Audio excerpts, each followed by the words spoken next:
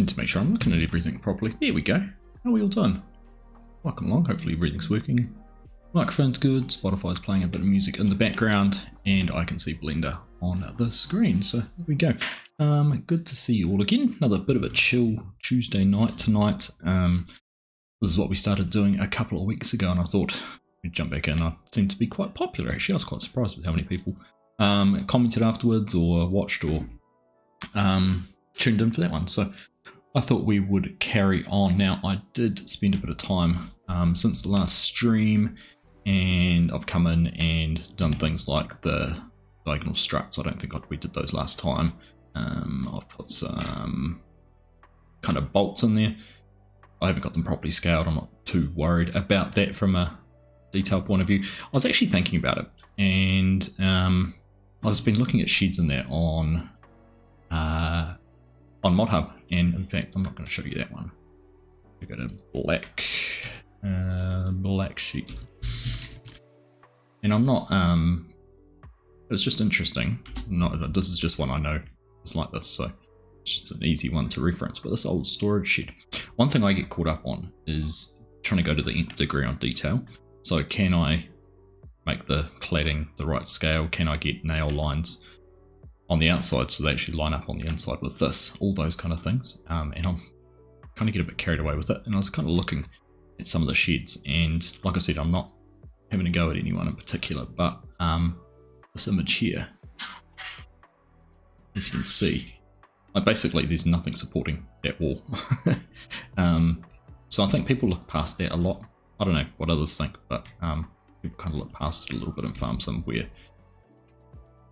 the function of the shed and does it look about right, it's probably just as important as whether it is 100% correct. But you know, this one's got all these lines there which looks like they could be fixing lines, but yeah, there's nothing holding that shed up at all. So anyhow, I just thought that was an interesting observation because I get too carried away. And the reason I say that is because I did go through and start having a look and see if I could find a texture, a rusty iron texture to put on this, and start playing around with texturing it just as a bit of a starting point.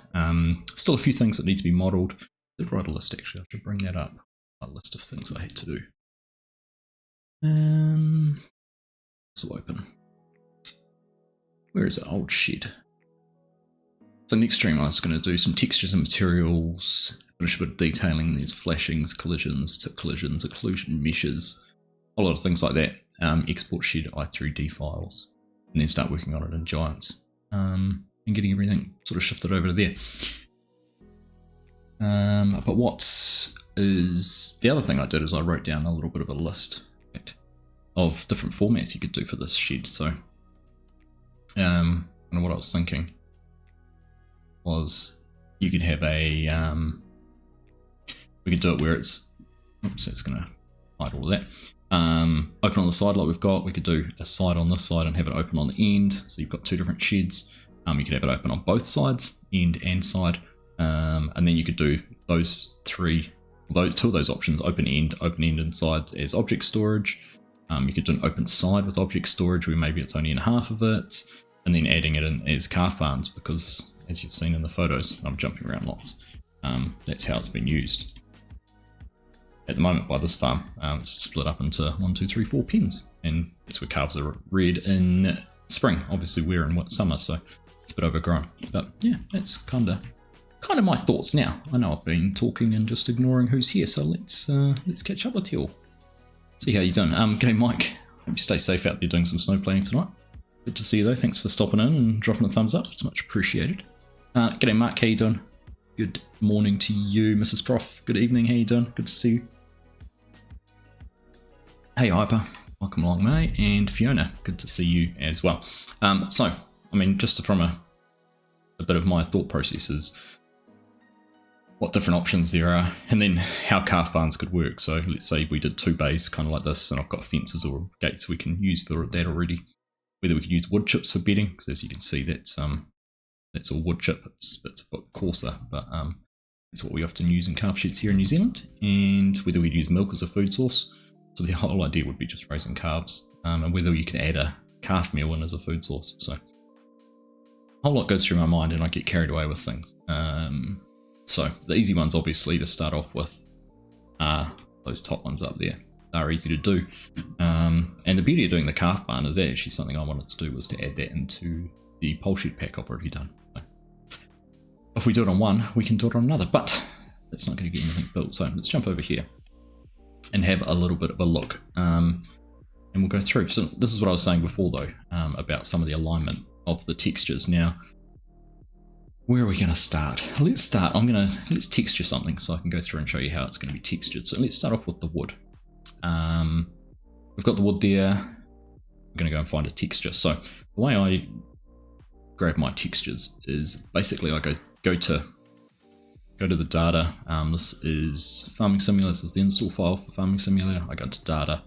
They're normally in placeables in there, and there's heaps of different things in here. And then if I just search for diffuse.dds, it's going to bring up every diffuse DDS file. And diffuse is one of the ones that have the color in them. You've got your diffuse, you've got your specular, which is what gives it the gloss, and your normal, which is what gives it its roughness or bumps when you're looking at it. So you can go through here and start having a look and seeing all these different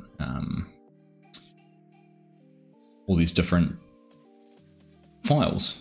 So I went through, and again, I've not got my list up, but you can start picking out, like, I think I looked at that one, I was like, oh, there's a good corrugated iron, but it's the actual one looks like the one Black Sheep might have used, but that's not very rusty. So could we go through and find a rustier one, which I did find.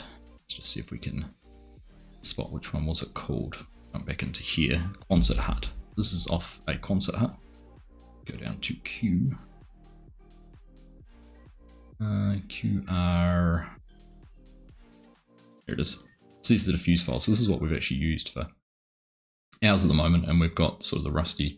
There's actually two versions, which is really neat. So we could actually put, say, that one on the roof, or maybe that one on the internal walls and this one on the outside walls, just to make it a bit rustier. But at the moment, I've done all the texturing. I do it piecemeal a little bit, Mark. I do it as we go. So yes, you do the unwrap process. So that is the first thing I'd do before I go through and do any texturing. But I was just kind of trying to explain the process here. So for the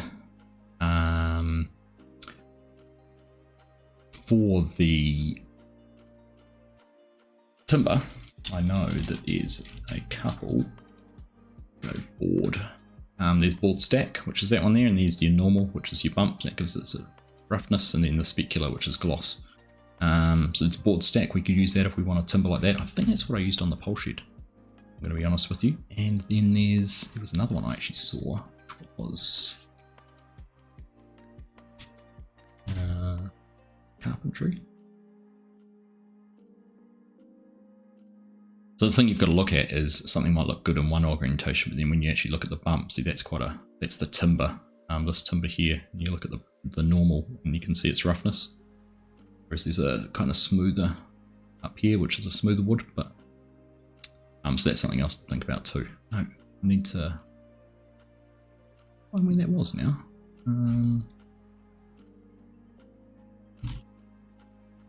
There's another one I found before, which was the repair, or the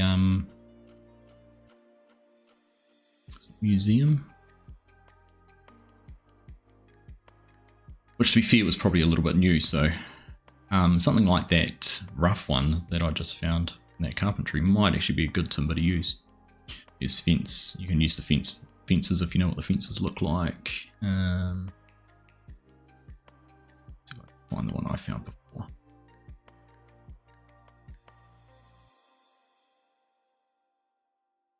Should have written it down. I'm going to now. The shared wood. So that's an interesting one.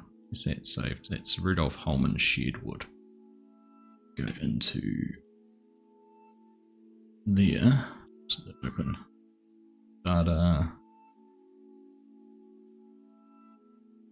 Data places, placeables. Rudolf Holman and shared. So there's their shared wood. You can see there, that's the normal for it. Interesting. Oh, it does have a specular, but some DDSs don't preview either. So, but it's more the texture. So that would actually be one we could use. It's probably a bit too woody. Kind of want one that's a little bit older. So yeah, we'll figure it out. See how we go. G'day Motobushi, how you doing? Patrick, good to see you, welcome along. Hey Yoram, good to see you, mate. Last moments on this laptop for a bit, needs to go for repairs. Oh no! That's annoying, isn't it? Right, so back to trying to find a wood texture. Yeah, small sheet. I reckon that carpentry one actually. Let's give that carpentry one a go. Back to that then. We've been there. Let's go to data, placeables.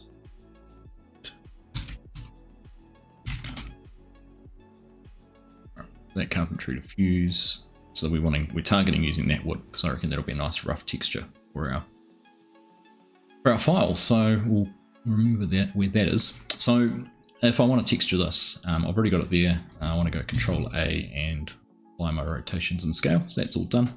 We want to do that beforehand.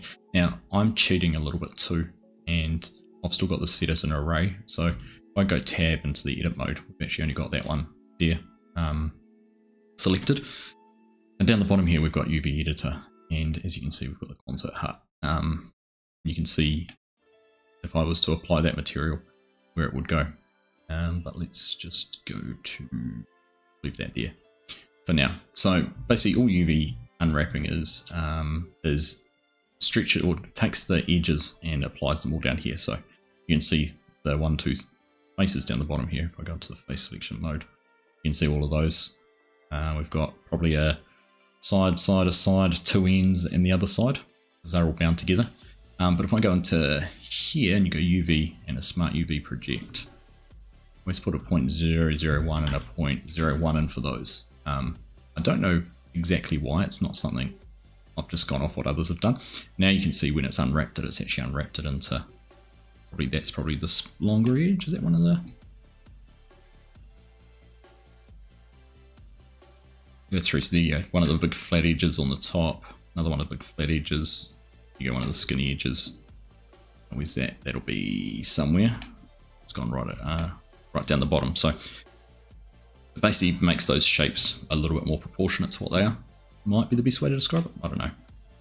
Anyhow, so UV unwrapping is actually really easy. And I think, Mark, what you might be thinking about is if you were doing this, because I'm doing this way and using existing textures, the other way would be to UV unwrap it all to be able to use it in Substance Painter, which is something I haven't learned yet.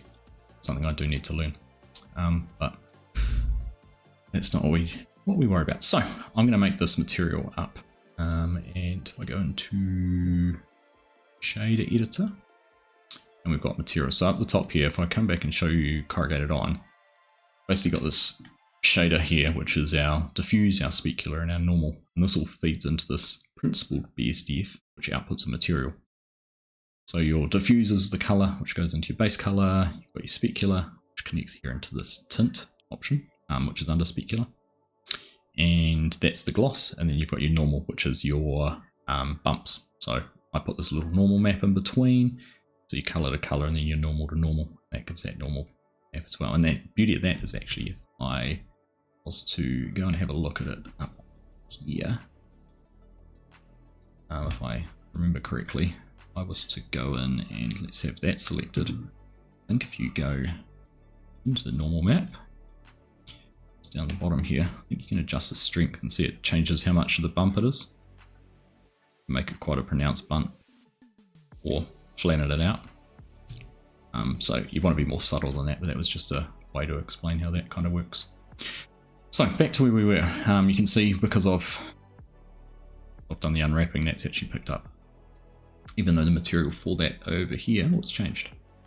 Back onto timber. So we want to go through and create that same image for this. So we're going to go into add, we're going to add a texture, we're going to add an image texture. Just here now we need to go back into here. I'm going to right click on this and copy as path because I want the path for that file. Back into Blender, we're going to go open, paste that path up in there. So they're not finding that. I'm sure that normally works. looks at the, might be the, here we go, just got to get rid of the speech marks either side. So there we have what we were looking for, which is our carpentry diffuse, which is that one there. Open that image, go to base color. Now, the easy way to do this is control, if you right click, you can duplicate and drag that down. And this one's going to be our specular. So click on that and come to tint. And because we've already found that, if I open up that folder, I can just go carpentry specular. It's going to find that. We're going to duplicate it again. It's our normal one. So if I go in here and go carpentry normal, open that one, and then we're going to go add. And if I remember vector, we want a normal map. Is that one there? Put that to there, and then our normal is this one here. So I'm just going to drag those together. That's going to give us our material output.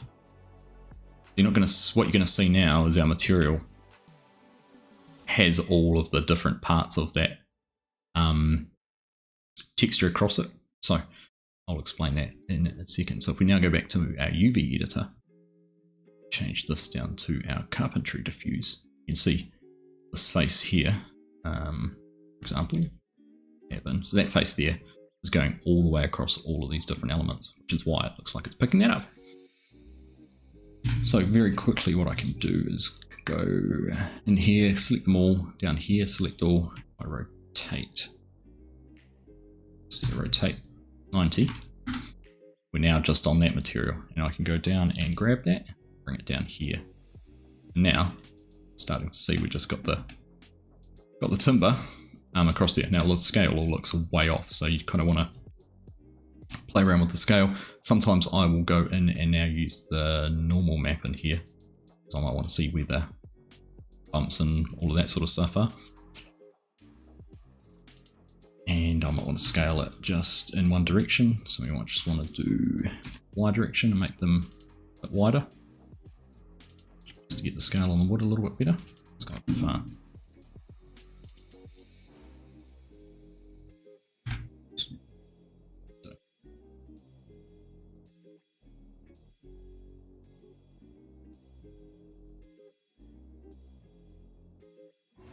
And we can grab that and bring it all down over here. Now, one thing I was going to talk about as well is, one thing giants like to have is snow on the roof. And I did save somewhere. Let's go see if I can get it.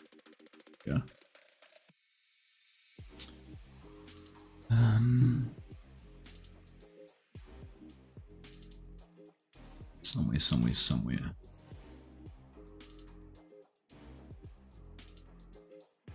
Really good resource that the FSG modding team made. I'll go into their Discord and find it that way a little bit quickly.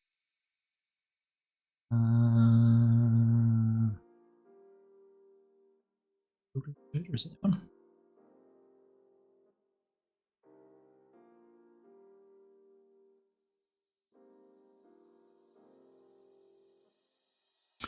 Basically, with to have snow, you have to duplicate your UV and have it right of this edge. Basically, you've got your 0 point down there, which matches here. I don't have a grid on the background like they do. I don't actually know how to put that on. Look. There might be a way to do it. I'm sure there is a way to do it, but anyhow. If I was to be on the roof and wanted those two faces there to have snow on them, I'd have to do a duplicate UV and then drag and make sure that UV is right side. If I had a surface I didn't want snow on, it should be on the left hand side of there. So if I could grab all of these, for example, grab them and put them over here in the X direction, and they will still have the timber. As you can see, still got the timber on them. But they won't have snow sitting on those faces. So that's kind of how it's set up to work. Mr. Dex, I saw you sneak in. When did I see your name? Good morning. I'm having a cup of tea tonight after our conversation the other day, whether I like a brew or not.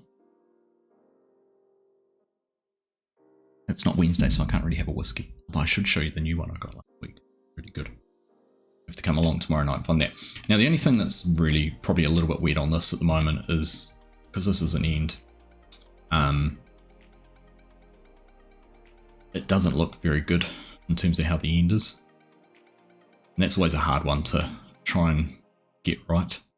You might want to grab that and maybe bring it down and put it down somewhere where there's a bit more roughness or something maybe. You can see as I grab that and drag that around, you can see how you get different parts of the wood.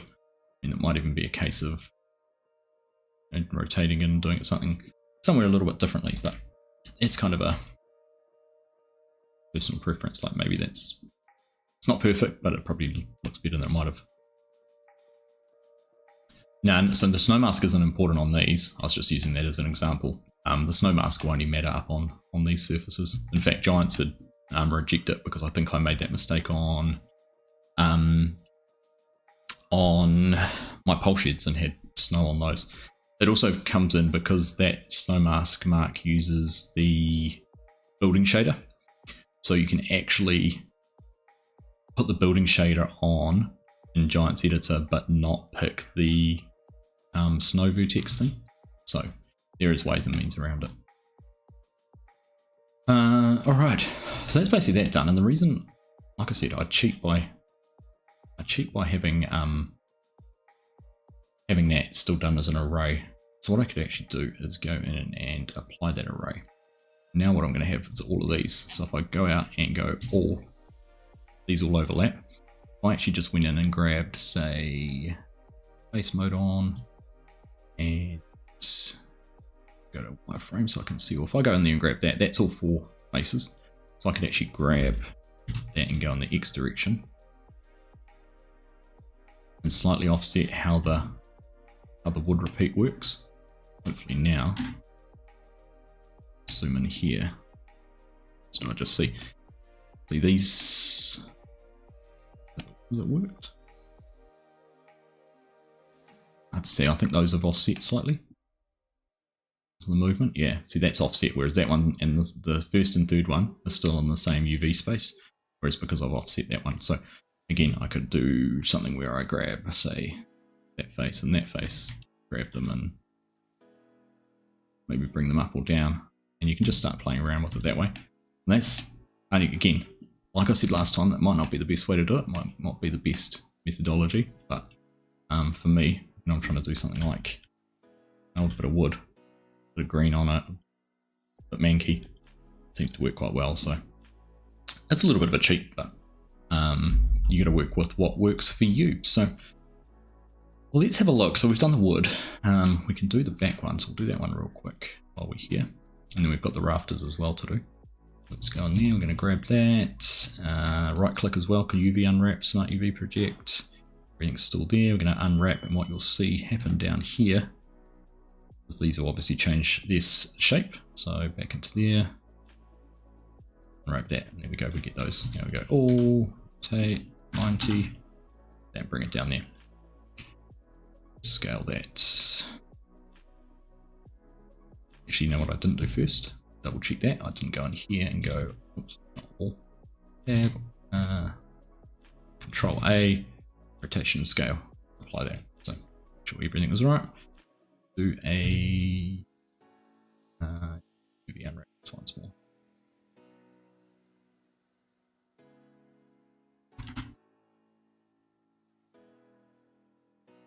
And again, just in case it does that look, that looks reasonable.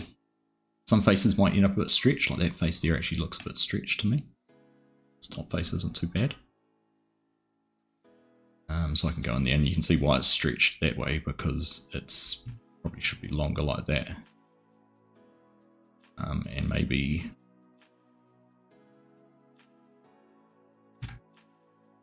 what's it not scale? Why?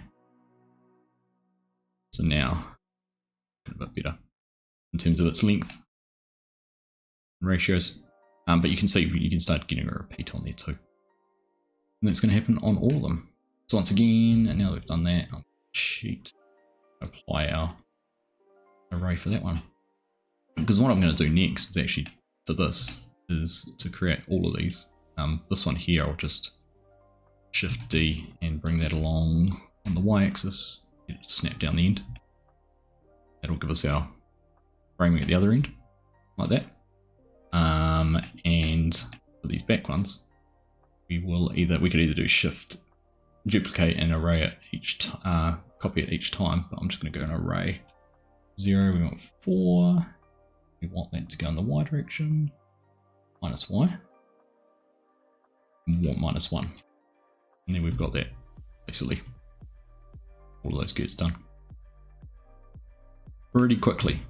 Again, like I said, it's a bit cheaty, but I'm going to go back to that image I shared before. And when you start looking and diving into it and thinking about it, you know, looks great. I like this shed, I think it's fantastic. But you can just see textures repeating, and that's just what happened.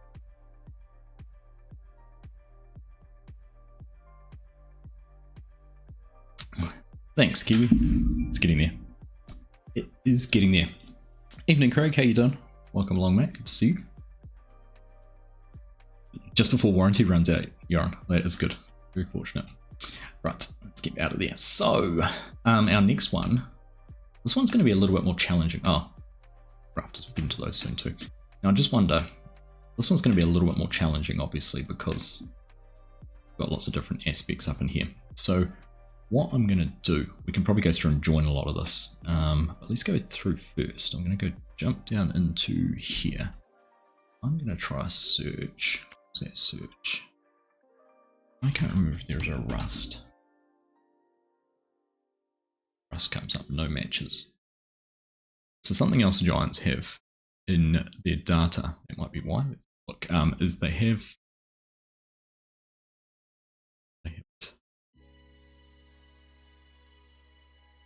shared, and they have this detail library. Has things like metals. So if you wanted to do a galvanized, got the galvanized, diffused, normal, specular, you know, just circular brushed, just a plain metal galvanized. So there's a few different things there. Just tread plate. The tread plate, you could actually use tread plate with those specular and diffused, but if you wanted a galvanized tread plate which had that on top rather than a steel tread plate which looked like that, you can actually mix and match those as well. But yeah, there's a whole lot of different things, non-metallics, plastics for different things. You can come through and use some of those too. I'm trying to remember where I've used them. Can't think off the top of my head. There you go, there's a wood you could use as well if you just wanted to repeat wood, like an oak. And they just have various diffusers, so you could put you could use that as your timber, wood or oak, and then pick a different diffuse. So if you wanted a, what have we got? That looks more like a board, like a dressed bit of wood, whereas that looks a bit more rough. So there's other options for that too.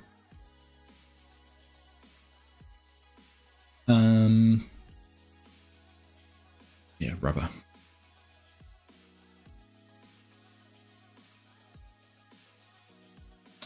So those are kind of handy to access. Carbon fiber. There's different carbon fiber patterns too. Carbon fiber on your shed. So that's all how that all works anyhow. No whiskey tonight, Craig. I'm gonna go show you my phone. Back in a sec.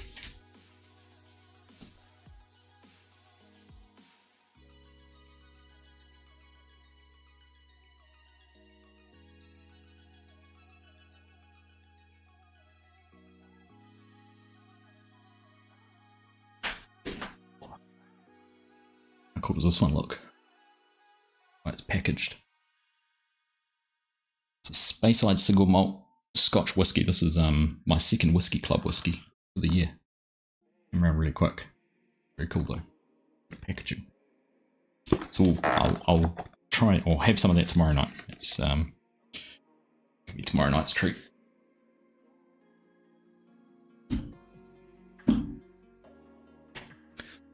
All right. Hey, Etsy, how you doing? See you, mate. Right, what was I trying? I was trying to find a rusty metal. So I guess we're back into data. Let's go placeables, and let's do that same trick again. And we're just going to have to go exploring to see if we can find something rusty. The other thing you can do is go into game and see if you can find something that might work. Find a shed or something like that, and then go and find what diffuse that works, what that uses. make it work that way. I'm trying to think if there is anything rusty in the game.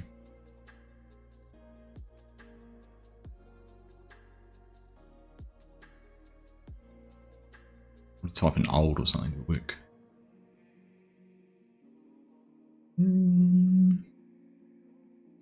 So yes, there's a few different things you can look through.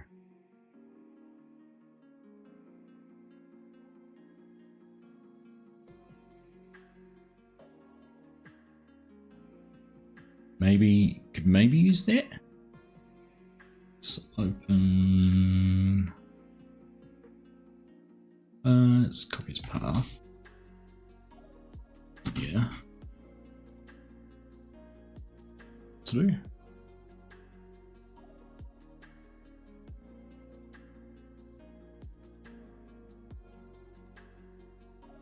Yeah, I'll open it that way. Open it in a new tab, but I can't.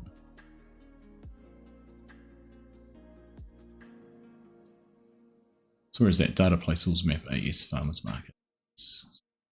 Here data. Farmers market AS. So the reason I came in here to have a look is see.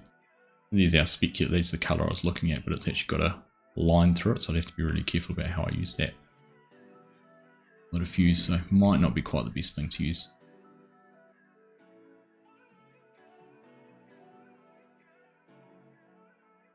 My next thing to learn is how to do proper what about that one? Functions diffuse, where's that? EU brand list builders.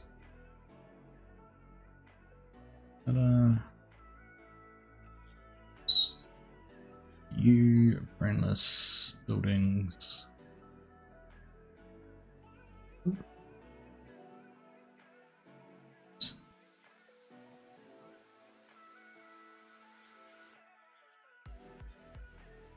Should diffuse.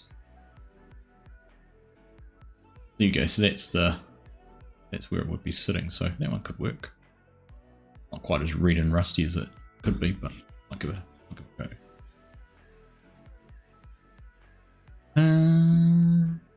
Running a few minutes delayed. This shopping arrived early. Good to see you having tea. Having your first coffee. Good man. I can tell you it is tasty, Craig. You need to learn, so we'll have to recap this one when I'm in Blender to give it a shot. We'll see if I get to that tonight or not. So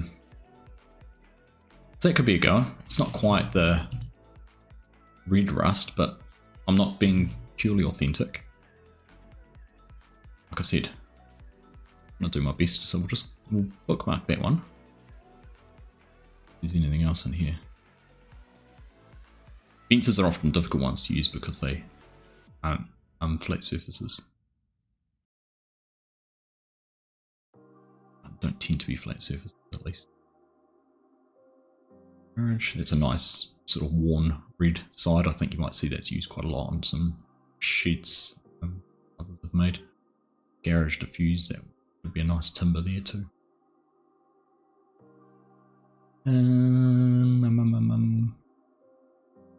There's a huge amount, absolute huge amount that you go through and select.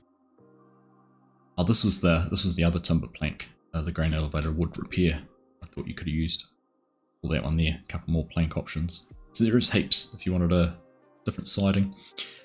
Grain silo. On there, grain silo brick AS. What do you reckon is that? Is that a rusty metal?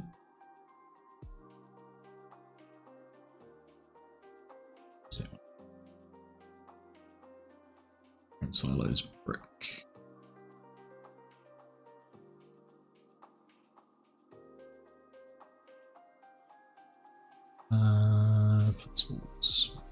Plus silos brick. So yes, that sits in there, so that could work too.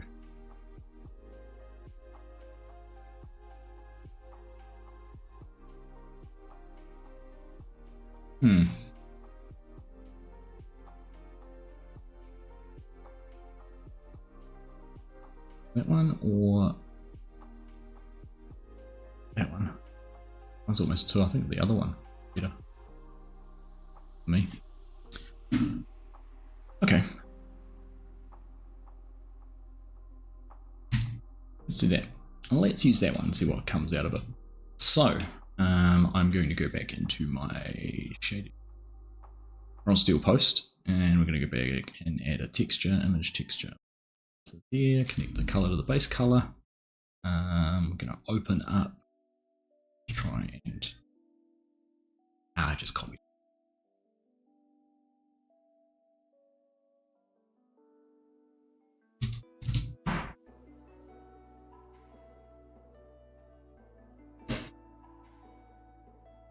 Right, where's the diffuse? That's that one there. So now we'll see all that'll change. We can duplicate it again, bring that down for our down first. Specular tint. Now some people miss doing, don't worry about doing this step because they're the same, the layout of the bits and pieces are all the same size, and I have to do it in Giants Editor again, so and I don't know whether that's a me problem with the way I export things. Quite possibly could be. Did I change that to normal? Normal. Right. Let's have a look. We've now got this here. UV. Change this to our use there. So you can see all of that obviously all over the place. So we're going to go Control A, rotation scale, that's all set. Right click on it, actually go into edit mode first, or Control A, or just A pixel. It's really handy, you don't have to do Control, it's just A. Unwrap, Smart UV Project, yeah. Go down and grab all those, turn them 90 degrees. Yeah, that's there. Let's look. This is something I don't understand. I get this green hue and I don't know whether that's something I have or what it is.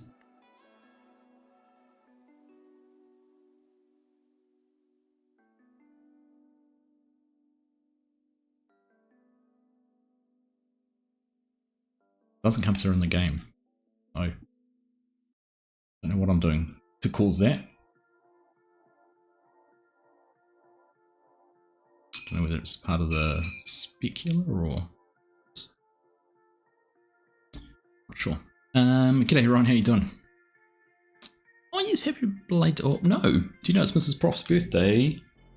It's Mrs. Prof's birthday today in New Zealand. So she was probably only, what are you, an hour away from your birthday, Mrs. Prof? Must be close to midnight for you, is it? Thank you for the reminder, Ryan. Thank you very much.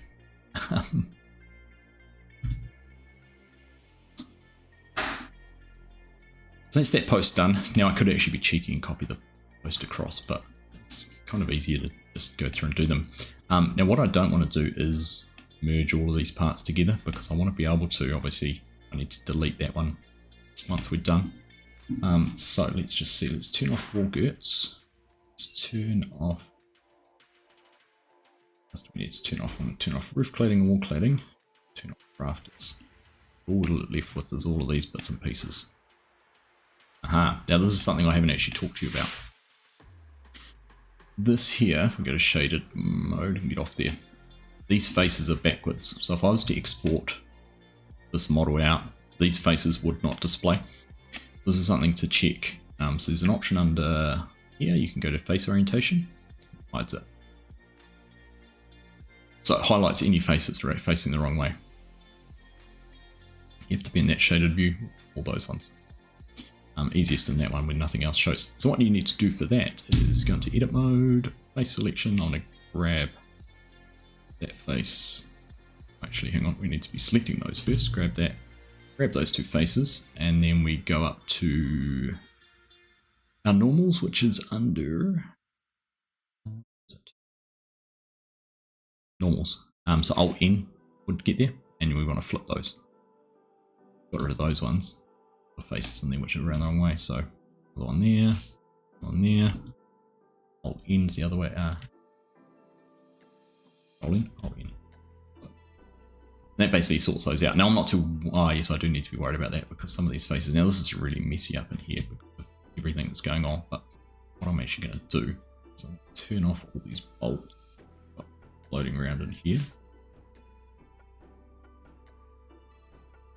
And that's how I template that and that. Okay, so we've got our truss here. I'm going to go through.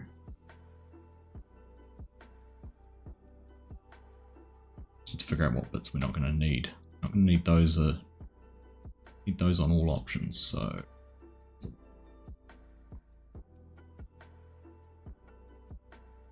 is where my management is terrible.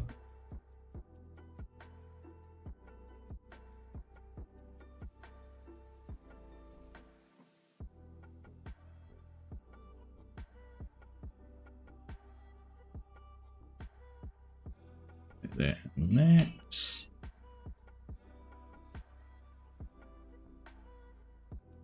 Those ones. Actually, I can press. I'm cheating a little bit. I can press H to hide those. It's quicker.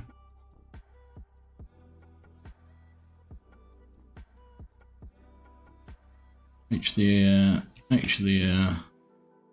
H there. Okay, so I'm just gonna press A to make sure I've got everything. Okay. So that is one of our trusses that we're going to have. So I'm going to go Control J. So I don't think anything is going to shift out of that. Didn't work.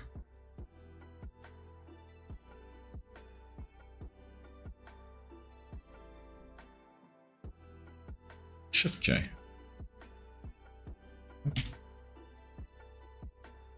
I've got to have one selected, that's right. Here we go. Alright, so you've actually just seen, let's flip some faces there which we didn't have issue with. Wonder, I should go back to unjoining all of that. To pre-join. There we go. I'm going to go all control, all rotation, scale. No, that hasn't fixed it either. Didn't, yes it did. See it? Flip those as well. I need to go in and apply all of that. So there's a whole lot of things you kind of got to work through. Today's the big day. Here you go. So is it past 40 minutes into your birthday? So you've, what is it, 12:40 AM? Well, happy birthday, Mrs. Prof. No, you weren't later on. Get it, Dutch Modelling, how you doing? See you, mate. See you. Okay, Rowdy, how you doing? See you. You're Friday the 13th, Ryan. Alright, let's go Control. We've got something selected, Control J. See, when we've done that, actually, that's flipped everything. And it's also undone all of those. So, I need to go through and apply all these modifiers that I've got up here. Alright, so we've got them.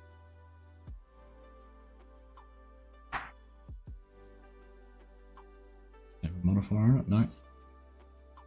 Might be all. Now the other thing I'm just going to do, just realized if we're going to have two sides to this, then I need to mirror those. So we're going to go Shift D, 0, and we're going to mirror that global.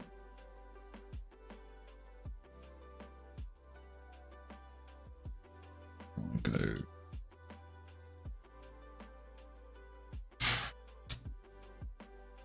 graphics.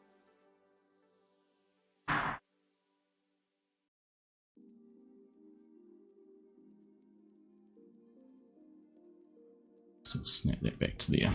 Okay. Double up in here because I didn't make that plate bigger, so we can get rid of that one. Okay.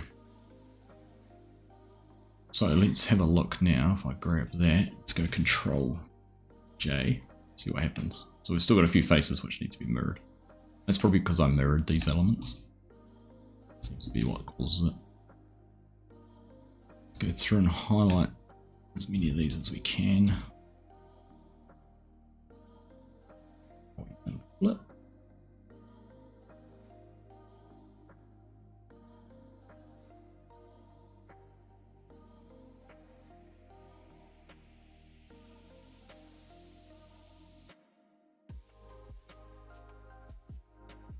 It is possible, like where you can have faces which can't be seen, to save data and geometry, you can get rid of them. So like an example of that would be the back of the timber framing for the walls. You're never going to see those. You could go through and get rid of that and save it.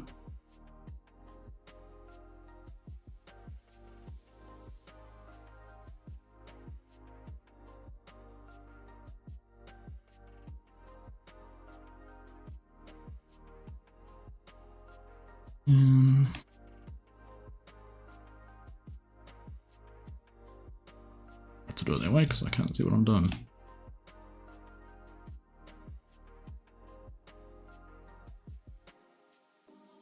The red makes it really easy. It used to be, older versions of Blender had it as a blue. It was red and blue, and actually I think that this actually makes it easier, I reckon.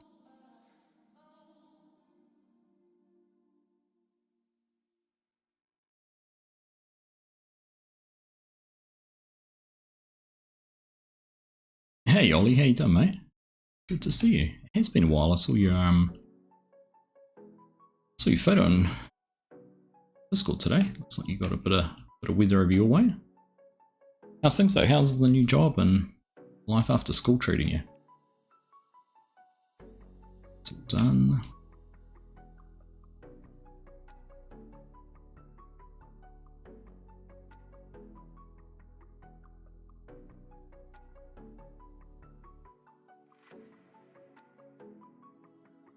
There's one more still.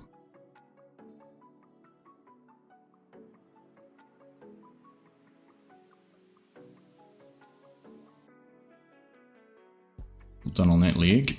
Now we're going to go up and do these. Should be able to.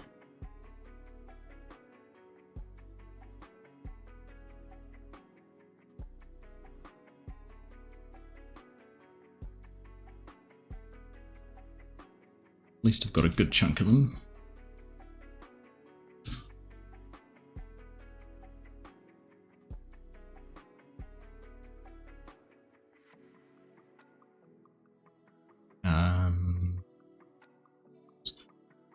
Make a mistake here because it's going to flip the top ones again.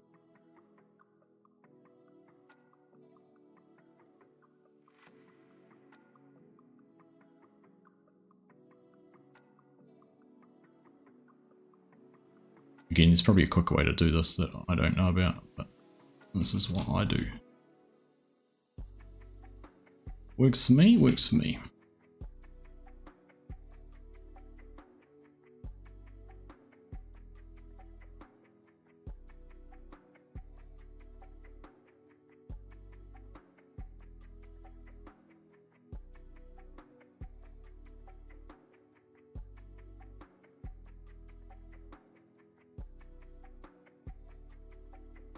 Alright, how are we looking?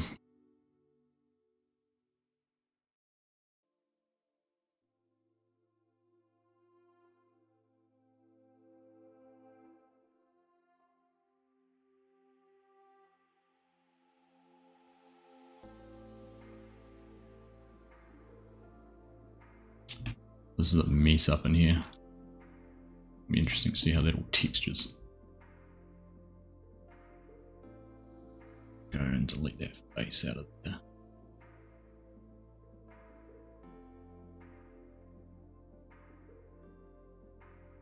I want to jump in and see if I can grab some of these redundant faces out of here.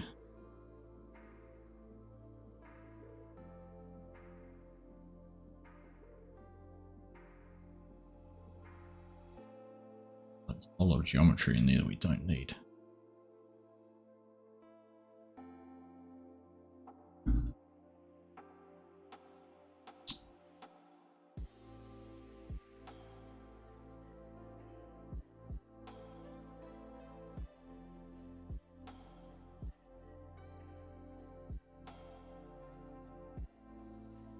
That's horrible. It's horrible. Oh, goodness.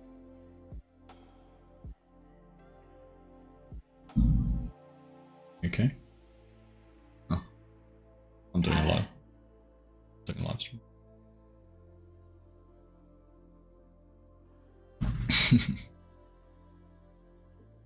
Right.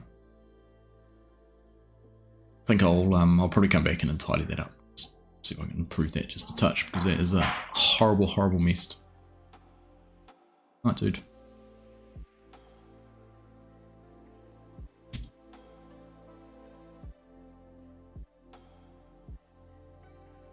So see, I've deleted the wrong face in there. There's no face on this side now.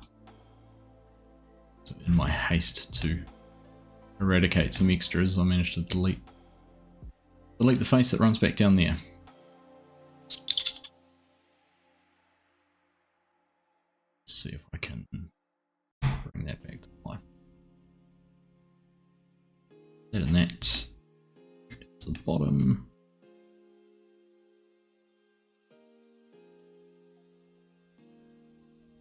There and there, I think. I'm just going to hit F, hopefully.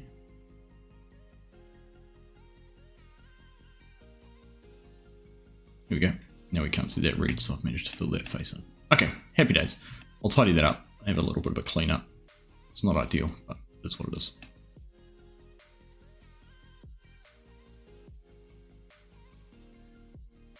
The problem will be is if there's multiple faces overlapping, it looks really terrible when you texture it. Yeah, it's when you get sometimes you get those flickering textures. It's because it's trying to render the same texture over top of each other. Here's something I missed. Look at that.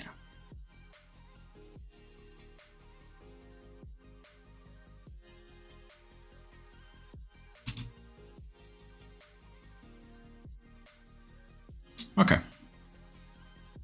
Oh, something else I missed. Have I broken something else underneath here?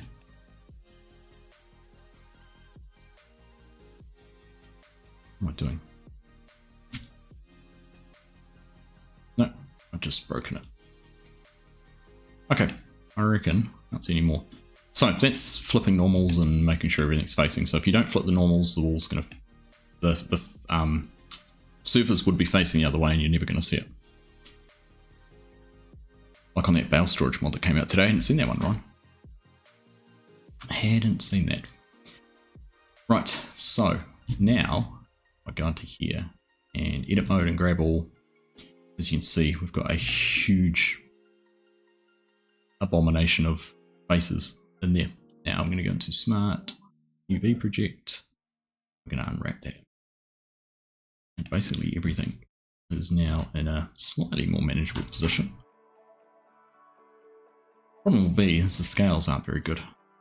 The way it displays when we go back to the render mode might not look very good. It's going to look very stretched because a face like that is only over that much. So we kind of want to go in here and at least stretch them all in that direction. Make sure they stay in there. Now I can come in and grab a whole lot of faces like that. If I grab those, I can start to stack them on top of each other. Grab a whole lot more. And once I've stacked them all up, grab that and I can scale it that way as well.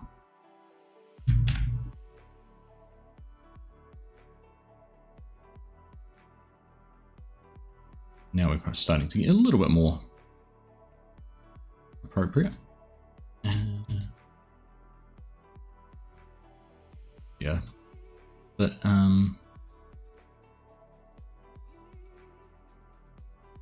just a case of trying to play around with it until you think that the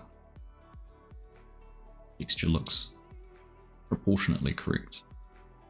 That's the other thing, like, again, like that's, see, that's stretched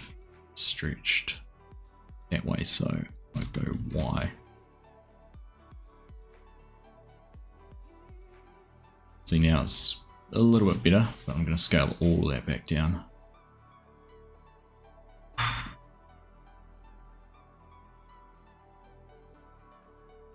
And hopefully that green disappears. That's one thing I can't figure out. So that is our truss. So I'll go truss. I think I might duplicate the truss somehow.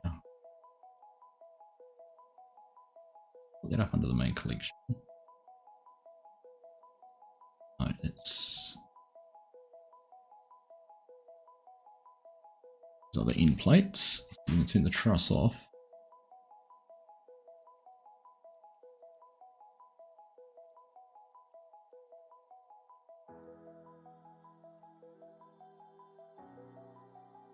No, we're going to turn the truss off up under here.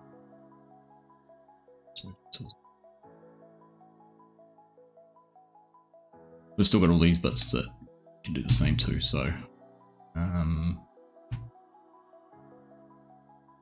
take scale, yep, that's done. Some again, gotta go through all of this process. Ugh. So as you can see, it did start to take a while, but we're getting closer to being able to piece things together.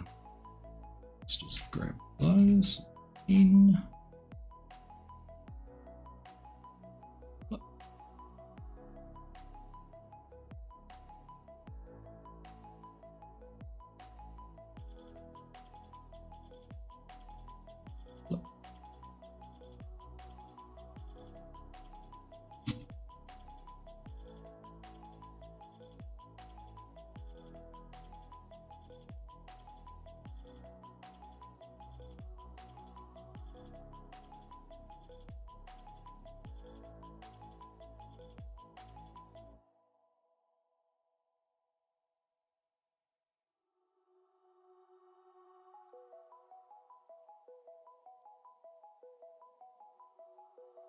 Probably because they were all...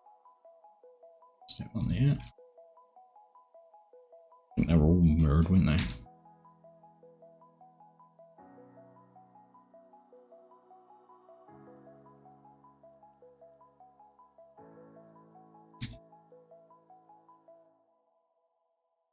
Okay, so those ones done.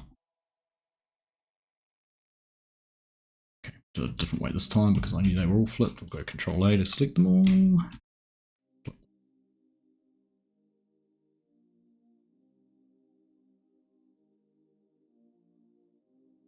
There we go. Much quicker. Much quicker method. Alright, so let's grab all of those. Go into edit mode. Unwrap, Smart UV Project. Unwrap all of them. What a different actual scenario there. Has it done them all?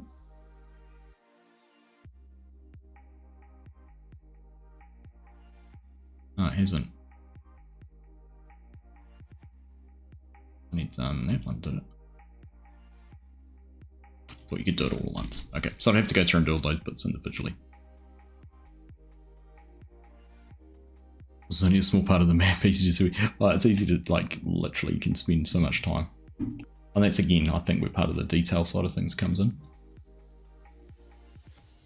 Like I've got all those bolts to do yet. And that's where joining things together, so those bits there can probably be joined into one. I could go three.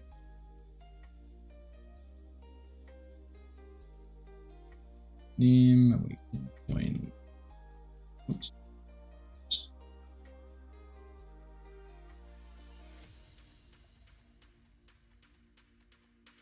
Beauty about joining is even though these are now all part of effectively the same element,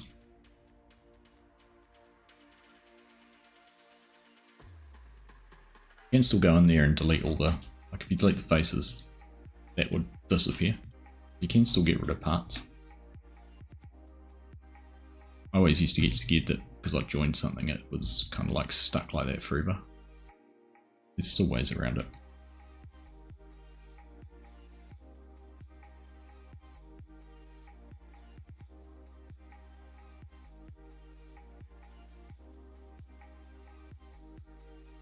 Alright, so let's just go and call this struct A.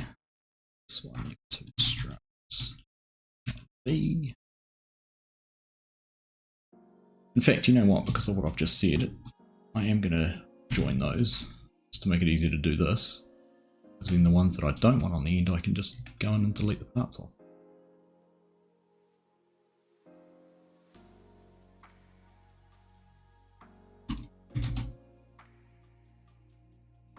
This is F2. This one. F2.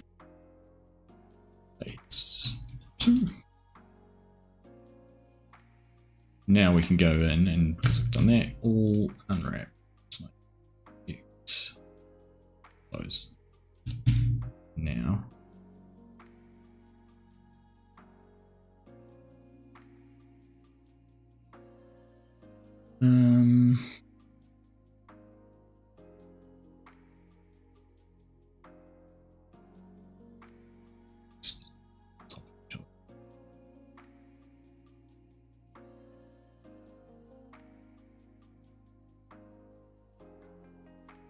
What I could actually do now if I wanted to is actually go Shift and D and those across in the X direction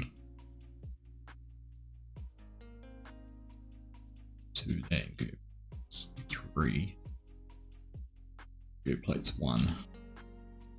Delete those. I've actually got textured ones. That's probably even quicker.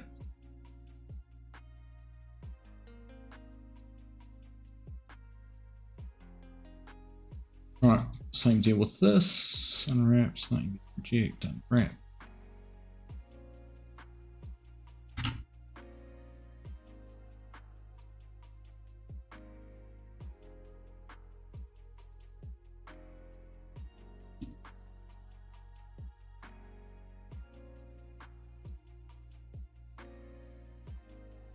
Interesting to see what happens to the colour of this when I actually get it into the game.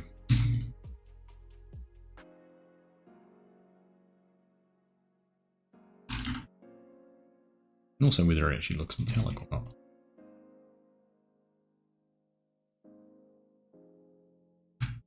Alright.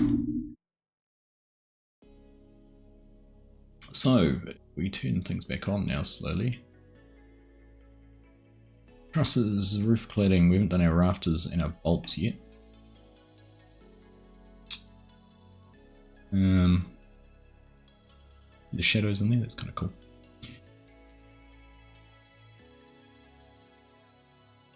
Right. Oh, I haven't done that bit up there yet.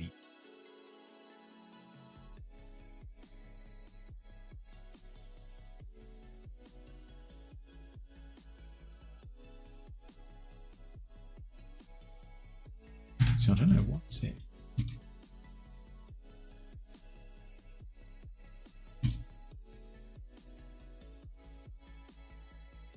Oh right, that was a good example actually. I'll do it on the next one. It was a good example of when something wasn't scaled. It's a 0.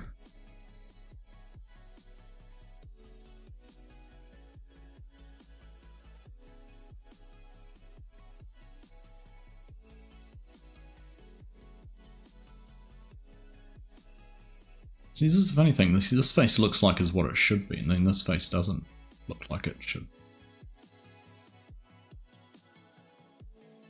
It's the other one. So this is the rotation on it. Scale. Oh, it does have a scale of -1. So we've cleared the rotations, but we need to go in and do scale. It sets that back to 1.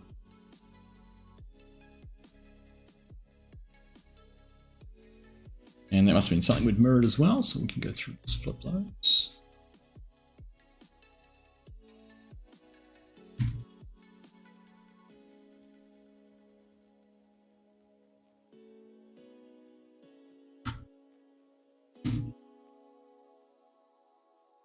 Can actually grab both of those at the same time. You can see now, I wanted to make it a similar scale, you can actually see the outline of the other UV underneath it. See now, but see that sort of shadow line? They should be about the same scale. Looks similar. Okay, let's do these rafters. So we need to change this back to carpentry diffuse. Actually, on a carpentry normal, so we can see what we're doing.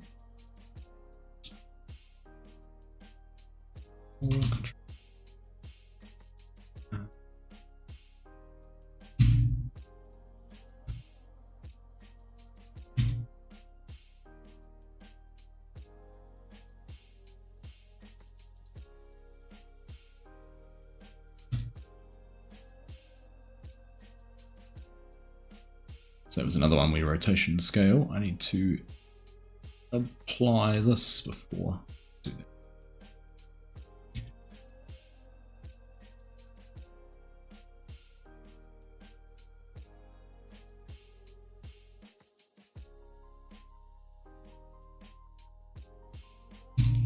Right, so this one's going to be a little bit different.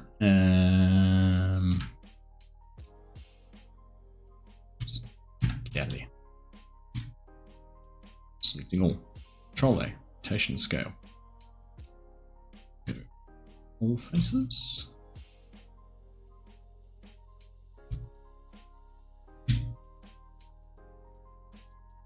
UV. This is one that I don't understand sometimes why it does it or does it.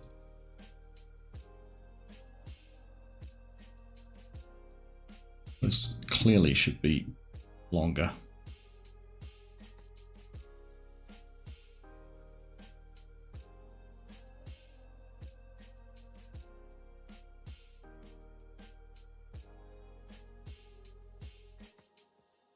There you go, looks like an old roof, doesn't it? Alright, I have the shed replicated in the map 180 times though. This shed wasn't even going to be part of the map. I'm going to have to find somewhere to put it now. Union coffee break, got to get out of the truck and stretch. I'm going to go ahead and say the weatherman missed this one. Good to see Mike. Hope you stay safe out there in the snow. Fiona, thank you very much for becoming a part of the team, joining the channel. I do appreciate that. Thank you.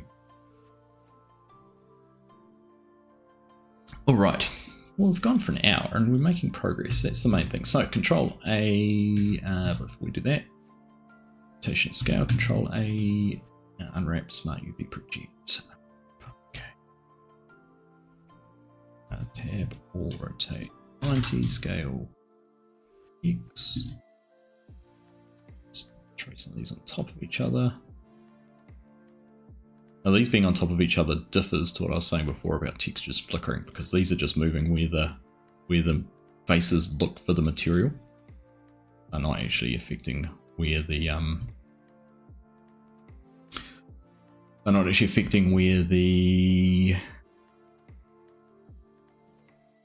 faces are. It's not multiple faces, it's just how it looks at the materials. So slowly but surely piecing things together. So my next thing I could do is we could apply an array. In fact, is an array the best way or is it duplicate? We're going to duplicate this, I think. So reverse, I want to go bottom. Actually, let's do it on the front. I can see. I'm going to go Shift D and move along in the Y direction. Try and remember how long we were making these. What were these bays meant to be? 4 meters. Minus 4. It's going to work out all right. Here we were. Shift D. Shift D. Y minus 4. D. Y minus 4. Shift D. Y minus 4. Aha, and that's what we're going to come a cropper. But we're not. I've got the shed at the wrong size, so we actually need to stretch this out.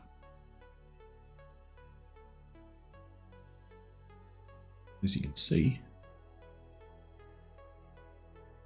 our girts, which I've already replicated and arrayed, aren't quite in the right spot. Grab that in the Y direction.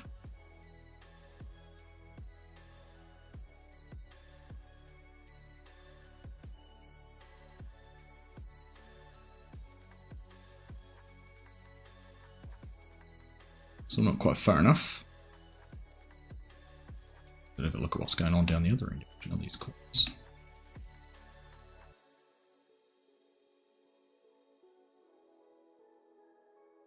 A little bit of a gap between the ends. Okay. So let's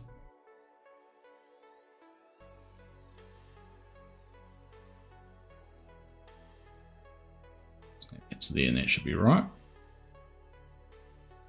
Now to tab into that, make sure we're on wireframe and I can see everything. That's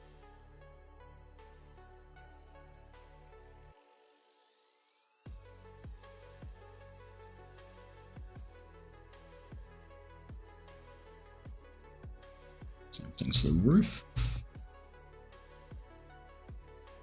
Nodes, I think, this time.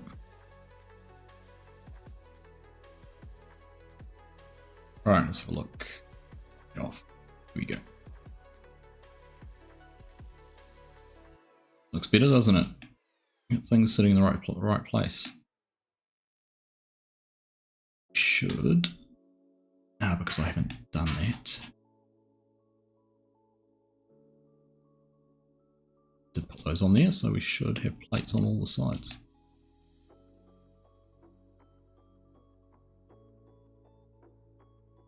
Here we go, there's a plate.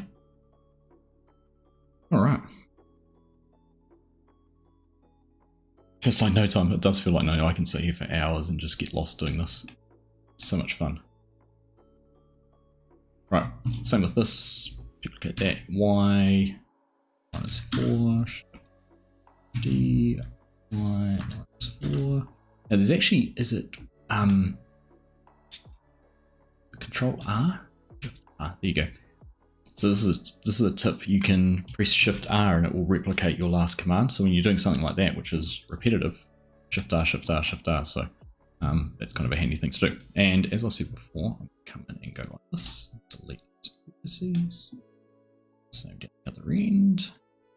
I don't delete any of the other. It's got the strut on the inside. Let's do the same down this end. I gotta admit, I didn't expect this, but the green's kind of growing on me.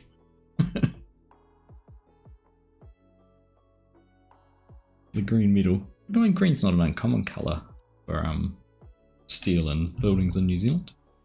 Look at hanging out there. There's a stray bolt. I know why that's stray. It's meant to be over like that. And I haven't copied bolts over. So I need to copy that over. So again, I go Shift D, Y -4, and then just go Shift R and Shift R, and then it'll do that 4 times for me. Likewise with these. Shift D, Y -4. They're not working. Center. Go. And just like that, while it felt like it was taking ages to get things done, now got pretty much all our framing. Anything missing is all of those bolts that I've made.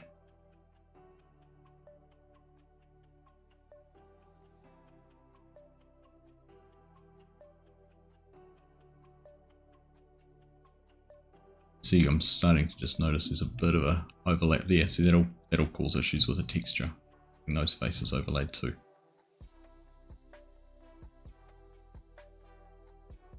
So it's yeah, that's taking shape. It's taking shape. Happy with that. Now, I was saying before, one of the things I said about the roof, about the walls. So let's go and grab these. There's 2 things I want to do with the walls. First things first, I'm going to come in here and grab these inside faces. That one. I'm going to go down here and find we were on concept diffuse. Now I'm going to grab those and slide. I've got the outside face on that one. That's frustrating. Just want inside faces. Turn off our wireframe mode. There we go. Now we'll only grab the inside faces.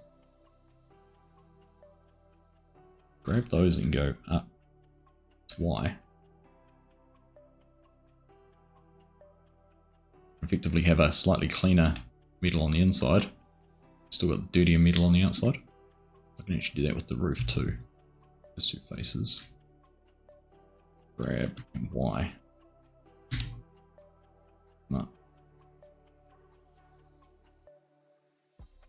And so now I've got a sort of a rustier metal on the outside and a slightly nicer metal on the inside.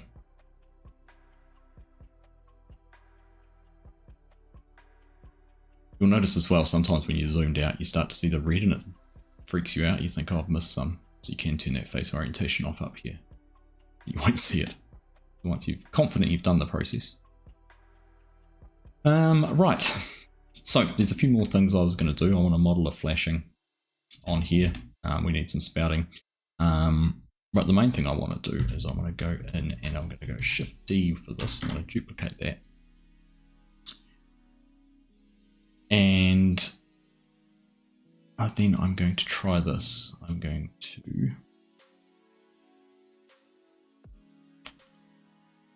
What am I going to do is I want to get rid of this. I want to have it so I can have one end disappear. Go in here, grab these vertices and go delete and vertices. And if I turn off my first wall cladding, you should find we've now only got one wall. That's good. That's what I wanted on this end. And that's so I turn this wall cladding off in this one. I need to go into here, do the same on this end, delete these vertices. And the idea is now I've got an i3D file, or I will have an i3D file where I can come in and effectively get rid of those girts and have opening on both sides. You also want to do it on this, so I'm going to go Shift D for this one now, go 0. I'm going to mirror that X. And then tab there and get rid of the vertices down this end. Now I've got a shed where I can have, once I let's go through and apply that array, and we're going to Shift D and go Y, Z actually. The direction and clip. Skip. So I need to make sure I'm getting it in the right spot. Well, we could have moved it afterwards. Z,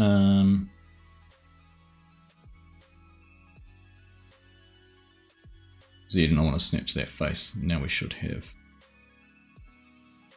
those sitting in about the right spot on this other end. So now I've got all the components of being able to have a shed that's open on an end. Let's call that end, and this one side. So I know which ones I want to hide and not hide. The other thing I can do now in that to simplify things later on is I can probably go through and go Control J and join all the trusses. I could probably actually grab all of these other angle components, all the struts, and the truss, and all these angles. Let's go through and go Control J on those. The trusses and the struts.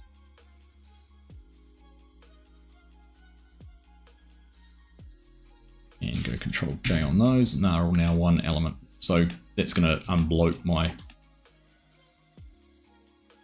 Is that not all? That should unbloat my file a little bit.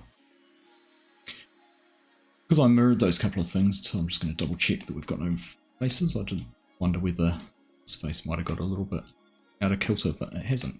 It's good. So now I've got the ability to have a shed that's open on this side, or a shed that's open on this side. Let's call those girts side, so I know what they are. Well, these ones are wall girts. In fact, we're going to call these ones here just to end. Then we can actually go in probably now and go Control J on those wall girts. So one thing to remember, if you're hanging over the scene collection up here, you can't do any commands. You've got to actually have your cursor in there to be able to join things. So now, should just be called wall girts. Now I can turn off side. I've got the side open, or I can turn off end and end. Got the end open. Or I could get rid of side and side. And we've got shed like that. It's all Greek to you, right?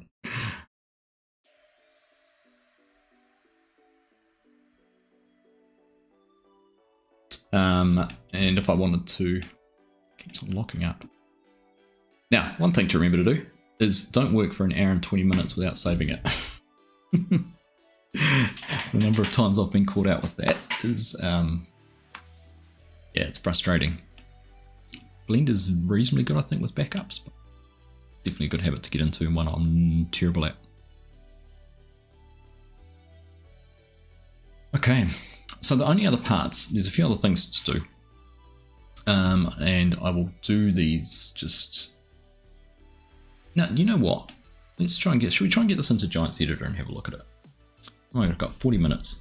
The other things I'd like to do is, if I have a look at my little list we wrote earlier, so we've kind of, I think we've done a lot of that. Oh, no, have we done this? So, first things first is what I said before about the UV for the roof, the UV stuff. Data? Where it's under one of these.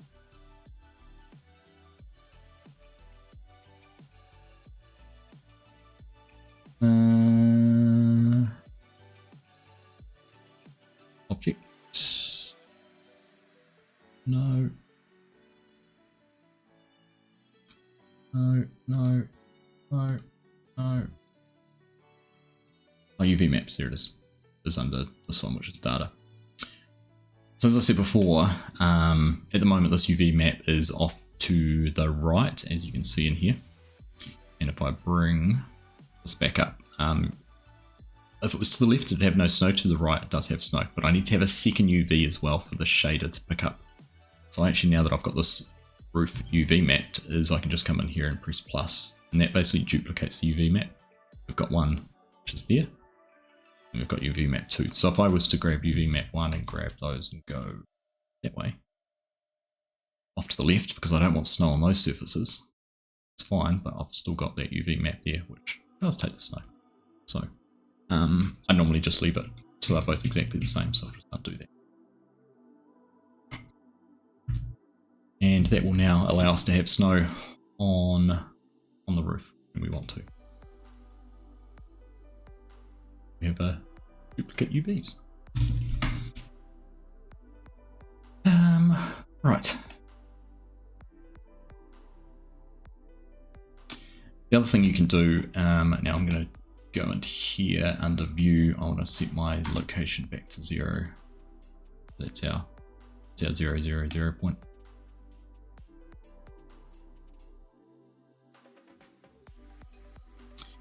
So the other thing, as I was saying, the other things I need to do is our tip collisions. So if someone wants to tip to ground in there, maybe back in and dump some wheat or a crop in there, we need to have tip collisions, which is basically an invisible field. And what I'll do is actually go, if I go into here, I'll open up my Polesheet i3D, and I can show you that.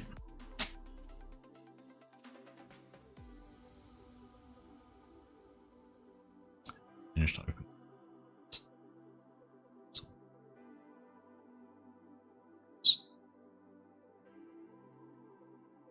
Best name ever for a software, GIMP, GNU image manipulation program.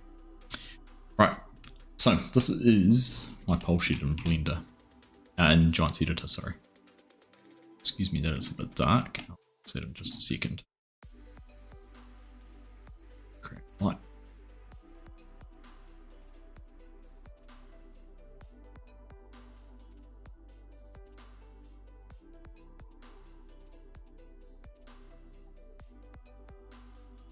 Just light. Lighting that up.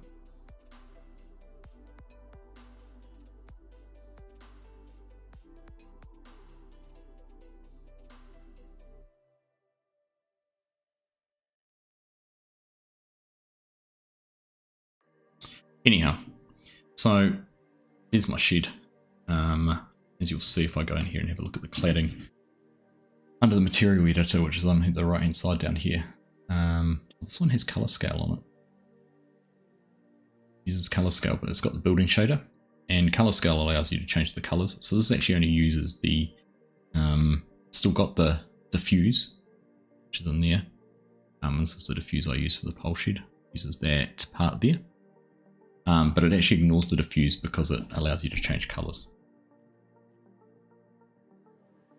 But what I was going to show you is if I jump up in here, all the different parts, but there's tip collisions, which are hidden objects. So I got one around the pole and either side, and that stops any material being tipped colliding with the walls or bleeding through the walls. Also got an occluder mesh, which is the 3 walls and the roof, I think. Yeah, and the roof. And the way what the occluder mesh does is that blocks, if you have a tractor parked in there and you're behind the shed, you won't render the tractor. There's something they added in FS22, I think it was. And so we've got the occluder mesh, the tip collisions, and then there's a whole lot of other stuff we need to put in here. Clear areas and update areas and that, and I'll explain those when we get into it. But we've got our object storage as well. So let's close that down. Won't save that. Now that we've got our shed looking kind of how we want it looking, we are going to go, and now I use a third-party exporter. This is called the community exporter, which is there. Giants do have an exporter, but I find this one works better. So let's see if it's going to work for me or not. I'm going to go select all in here. So I'm going to press A.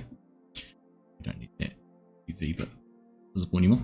There's everything selected. I should probably just do a rotation scale check. Everything's done. I could have actually just ruined some bolts then. I think I did. Yeah, I did.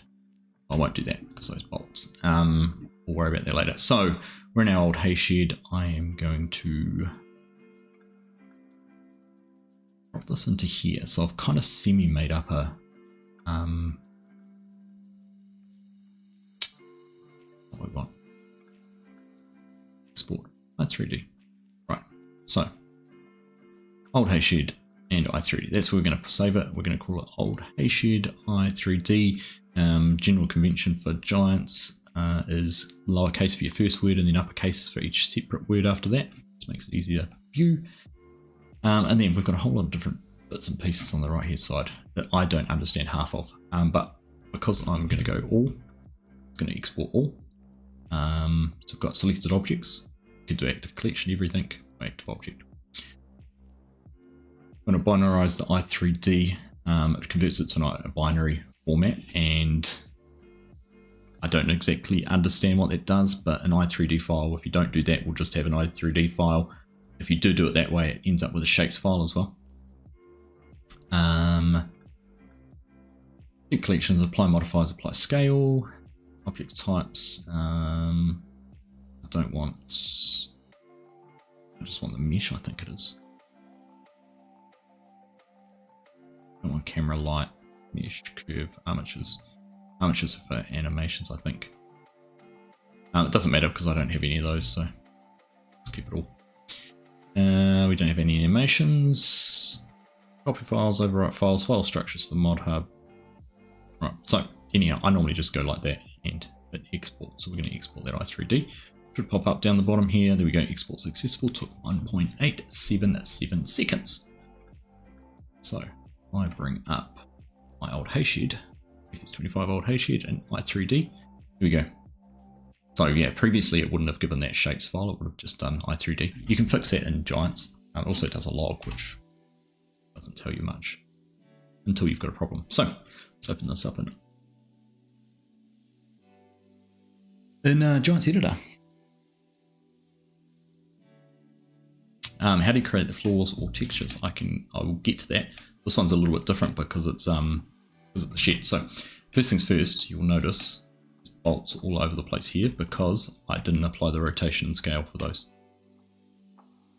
So Farming Simulator, light and try and make it brighter. And start to see we've got all our textures, things are there. But if I go and click one, have a look. I go and click one and look where it's pointing. Oh my goodness. Normally I have to go through and change all and point this to this location. The previous export didn't do this, or I didn't configure it properly. So that's a huge plus. All my materials are in the right spot. Oh, no way. Oh, happy days. So what it hasn't done is brought through the gloss map, which is our specular. I do have to go in there. And the easy way to do that is when you go in here first, open this file location, I will copy that, cancel that, I can here, set it there, open, there's our specular, bring that in, it'll change it, just changed it a little bit. Little trick for Giants Editor, see down the bottom it says nav speed, page up and page down, no, plus or minus on your numpad, changes that. So when you're working on something small, you might want it set low, like this, so it doesn't move around too fast. Hold down plus and go up, moves around heaps faster. And that is, obviously if we're working on a big map, you want to be able to move around faster. So you can see up here, it also hasn't come through in a very ordered format. So we're going to have to go through and build that. I think if I did that in Blender and had a better structure here, rather than collection, it might have brought it through in a better order. So it does explain though why I merged a whole lot of those things. So we're actually we're not too far. I could put this into my map right now as an i3D file if I wanted to. It just wouldn't have any features or functions. So first things first, let's start off with the roof. We've got our materials all on there. Only got one material, so you can have multiple materials, and that's particularly if you had one material with different things in there. If you're using Substance Painter, you might have multiple materials. So you've got a whole lot of different things in here, and there's some guides around what these should be, and I would often have to go through back and open up the pole sheet again, because I use this as a reference for what things need to be. And I can actually show you on this. Welsh, how you doing, mate? Great to see you. Thumbs and Oz. G'day, buddy. Welcome along. Good to have you here. This is my guilty pleasure. Got RJ's Licorice, who are a licorice company here in New Zealand, do offcuts of licorice all sorts, and you get these big 700 gram bags for really cheap. When I find them, I end up buying 2 or 3 bags. Eat too much licorice. Right. So, if I can do this somehow.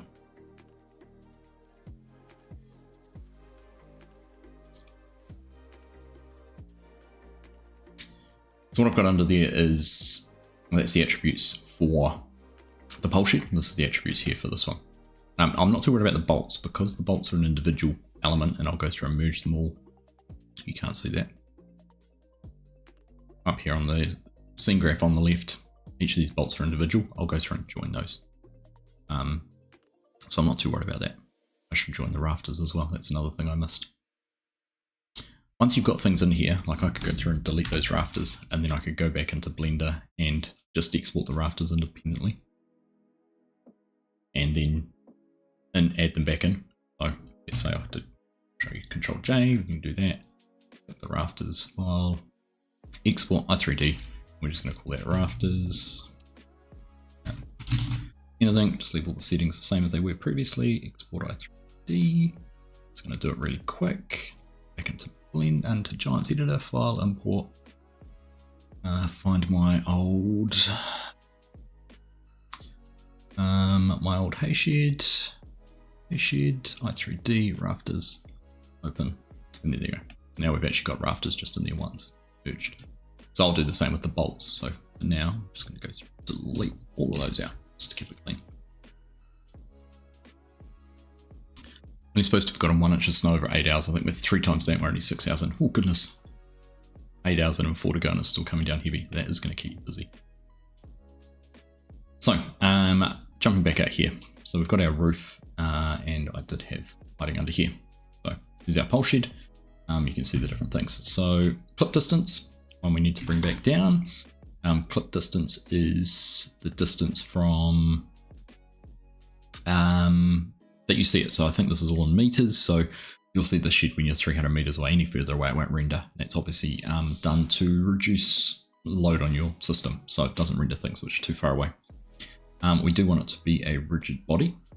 Explain why. And as you've seen, actually, if I tick that, we don't have this tab here. unless it's a rigid body. So we're going to tick rigid body up there. Everything else is fine. I should have zeroed the location of it as well, but that's fine. Not too worried about that. So we've got rigid body is static. It is a collision, and there's a whole lot of presets in here. I can go down and make it a placeable building. And this automatically puts these collision filters in here, makes things a whole lot easier. And then we can go to shape and tap back into here and shape. And I don't actually need to change anything in there. So you can decide whether it casts and receives a shadow map. So I have something that doesn't want to cast a shadow and doesn't need to cast a shadow. So you've got those options there as well. And that's really about it on that front. Now, if I scroll down here, don't do that. So these are the custom shader sources down here. Like I said, this is a color scale. So buildings that have color changeable panels uses this system. So there's your green. So that's how that all works. But we're not doing that on this. This is rusty. It's not color changeable. I absolutely will put a ridge cap on it, Fiona. There's some flashings I need to do. If you have a look at the some of the photos, I've got this end flashing to do, and there's, you can just see the ridge hiding above it. I don't think it used, I think it just, the iron just wraps it around the corner, so I won't worry about doing that.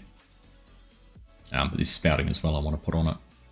There's a few things still to tease out, but I kind of wanted to do a little bit of in-gaming sort of stuff, just to show you how it works. But we're going to come down here too and click on our custom shader for this one, and we replace or add shader.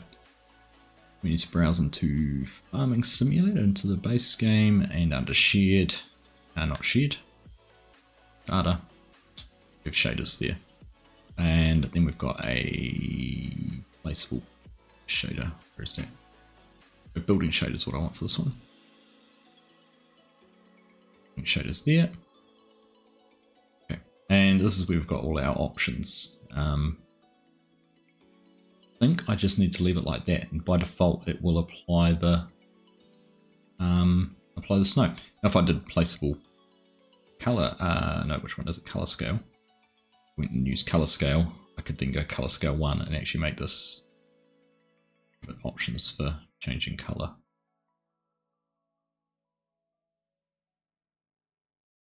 But we're not going to do that. So that should be all I think I have to do. None. No, there's another one. It's not true. I'm sure there's a snow mask. Some snow mask.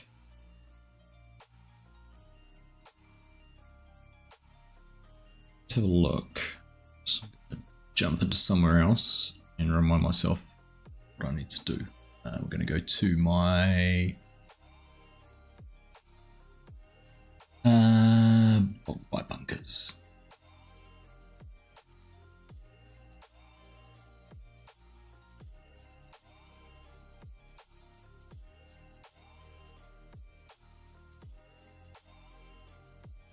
Just need to refresh my memory on this one.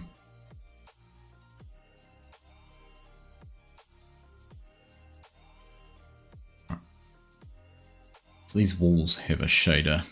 Yeah, so that's just it is just the placeable shader, and I just leave it all blank. Okay. So I know that gets snow on that surface. Okay. That. So back to the double check that. Oh, it's different. Was it a building shader?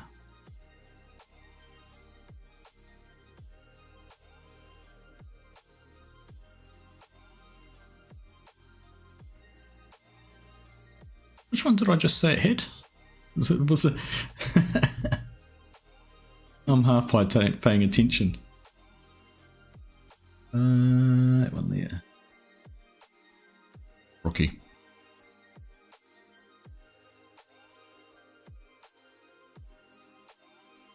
Okay, Shea, how you doing? Good to see you come and build your house. Back to that. Look at this. Placeable shader.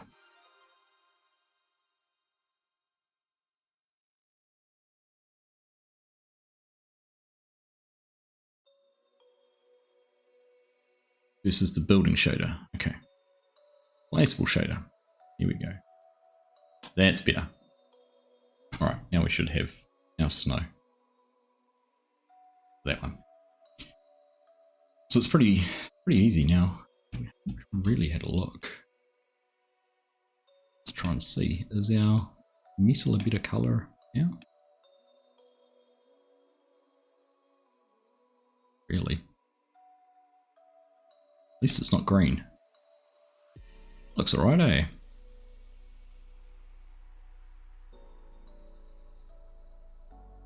Right, so we can go through and do the same here now with this. Go over to our material editing. So I need to go in and go control copy. So that, and our gloss map. Grain silo, specular. There, that in there. Shader source. Back into there. Data. Shaders. Oh, so I have a shortcut here on the left, I can get to those two. Placeable shader. I think the building shader that I was using before is only if you want to be able to change the color, I think. So we'll jump in there, do the same on this 300 rigid body, placeable building. And those are all good. Okay, now why is it's actually a good point. Did I must have had those sides turned off. I didn't even think about the fact that I hadn't exported those. I'll need to do some research because I wonder whether the i3D I can use. I should be able to, because the way I did it with the pole sheds is I can have one i3D model and have visibility settings to show and hide some things. So, thanks Fiona. Appreciate you being here. Have a good rest of your day. So we're going to go through and do the same things on this one. That, cancel that, gloss map, that. Specular. Okay, okay.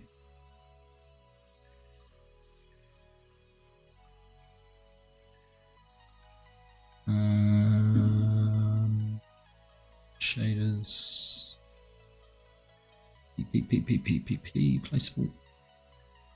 Rigid body. There's some things you can do by picking multiple things at once, and there's others which GE will crash with. And I can't remember which is which, so I'm kind of being a bit careful with that. Right. So that's kind of the start on some of those bits and pieces. Let's start talking a little bit about probably what Fiona just asked about, and she's about to leave, about how you do the floor and everything.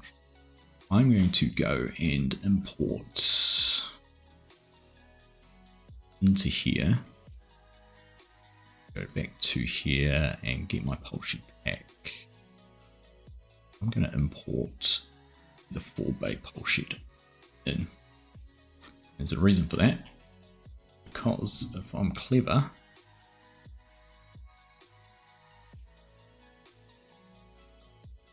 set that to -90, back in about the right place to overlap. What I want to do is I want to go in here and kind of build the same structure. So I'm going to go control and visuals.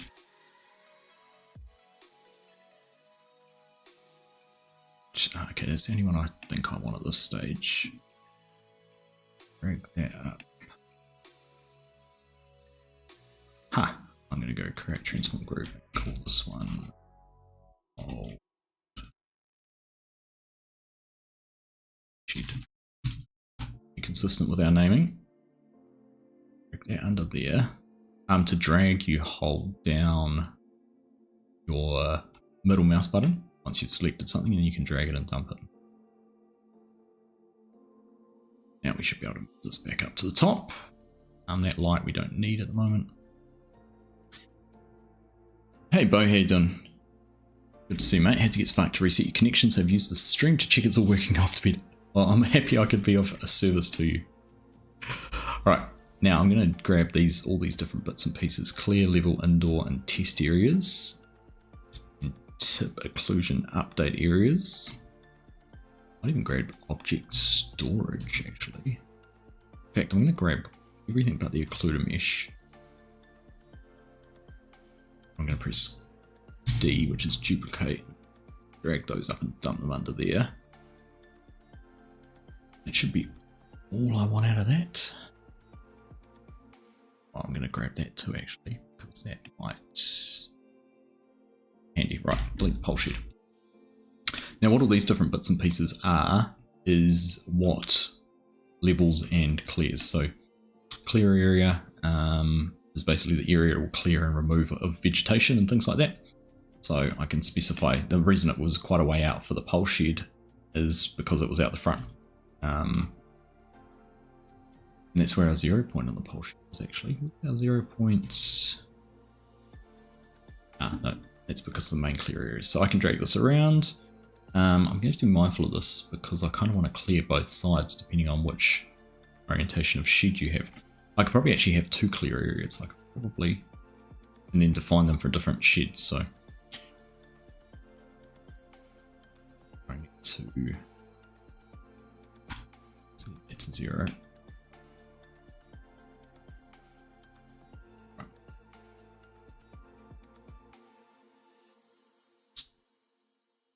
Bit of trial and error. I'm sure there's some explanations around how these will work, but we've got a clear area 1, and now our width is how far it clears out this way, and our height is how far it clears out this way. So basically that would clear all of that area. But I reckon, wonder, because I've got all those in there, let's hit it save. Let's just test something here quick. Save that. I'm going to go very quickly into pack again, steal the mod description, add it to, spend the last 10 minutes and see if we can get this quickly in game. Where is it? Old hay shed. So description in there. I'm not going to bother changing that because that doesn't actually matter. The only thing I do need to tweak is that bit down there. So that. 0.01. I need to change that to what is the current mod description 106. Mod description changes with every game update. And then I'm just going to jump down here and go. Where am I going to have that? Pole shed, XML, that one. I'm just copying the pole shed XML as a bit of a cheat.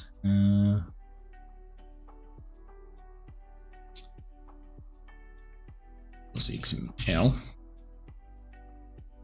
I'm hoping I can do lots of XML. So let's just call this old. Hey. And now I need to open this up. Mod description, argsy. Going to be XML, old a mark. Okay, so save that. Old hay barn XML. Don't need to change any of that. I'm not too worried about the icon. I just need to change this, which would need to be i3d because that was our folder, and then old a barn.i3d. Right. The thing I haven't done is the i3d mapping, and there's our color. So there's a few things in there, but let's just experiment very quickly. That should just about be all I need to do. Mod descriptions in there. Got an i3d. Get rid of rafters, get rid of those before I forget. I don't have icons. Got XML. Okay. Let's dump that into save game. See what happens.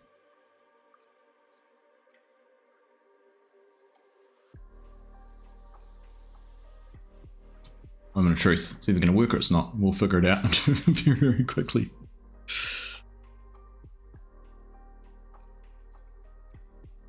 Appreciate you guys hanging out with me tonight.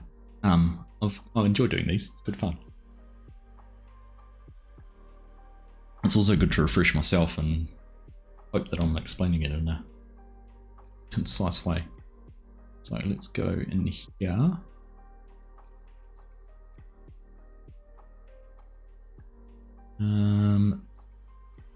That one, because it's 0001, will be the version we've just done. Start, see what happens.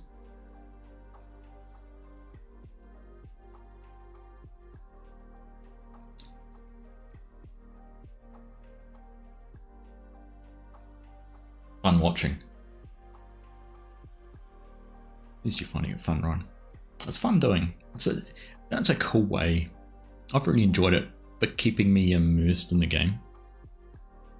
That's probably what I've found the most enjoyable. Need to update that moisture system version. I haven't downloaded the latest one, Mr. Dex. Are you one of those people who paused to look at what mods I had in there? Right, let's start. Go and have a look. Oh, I could not load item. Bother. What does it say?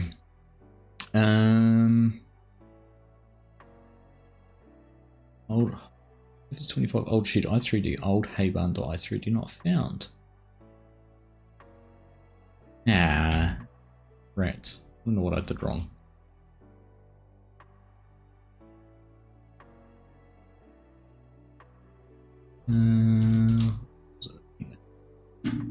It's 25 old shed i3d. Oh, old hay shed. Did I call it old hay barn? Did. I'm getting all American.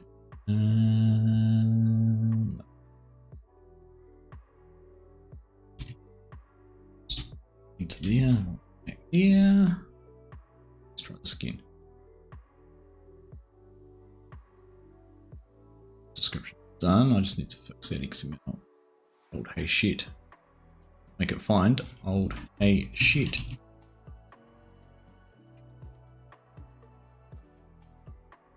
Look at that, live modding. What goes wrong all the time? You're not thinking about what you're doing.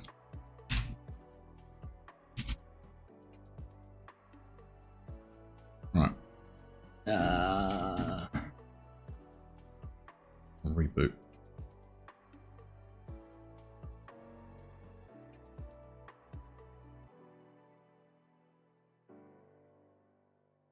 Yeah, it's called shit in the i3. Mr. Dex picked it. Yeah, calling it a barn. Calling it a barn instead of a shed. It's about as American as I'm going to get.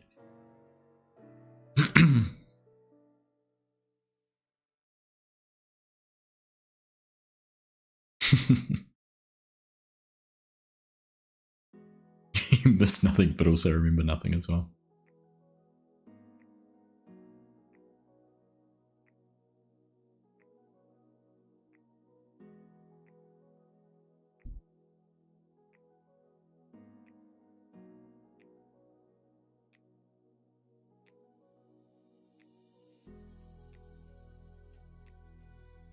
I'm enjoying the music tonight. What a cool chill vibe.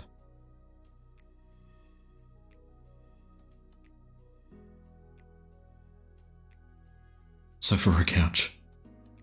I call it both, to be honest.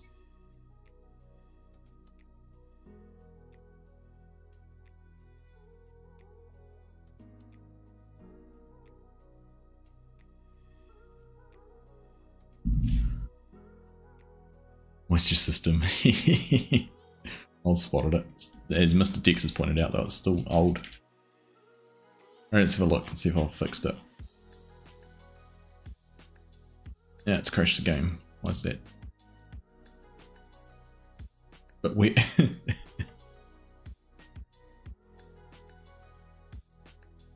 Oh, I've obviously not got something right. I'm trying to do it too quickly. Oh no.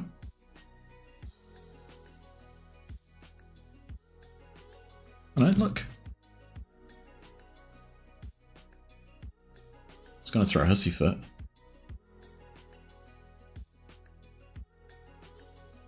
Should not be this laggy. Ooh.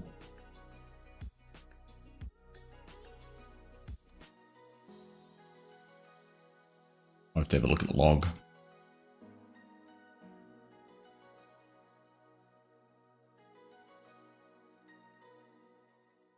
It's because I haven't indexed stuff properly, but it's built it.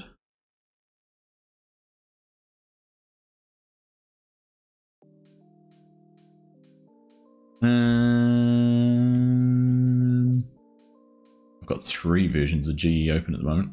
Ah. Hadn't thought about that. Close. Bunker. Bullshit. No, don't save that one. And no, don't save that one.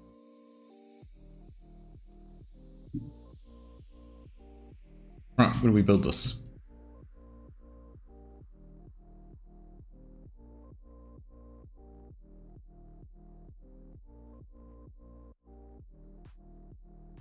Look at that. Would you look at that? I have to do this now.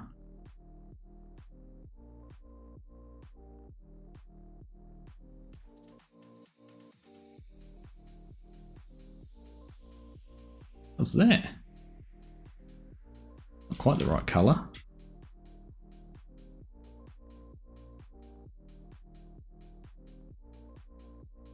But it's working, it's in game. We won't be close. I've got these even collisions on things. I can't walk through them. There's a good chance to come in and have a look, and like I'm actually pretty happy with. Apart from you can see the repeat on this wood, I'm pretty happy with how that looks. I'm actually pretty happy with how the iron and everything looks. I don't know. What do we think about the metal? Suitably rusty? Oh, can you see how the snow mask applies? We can try.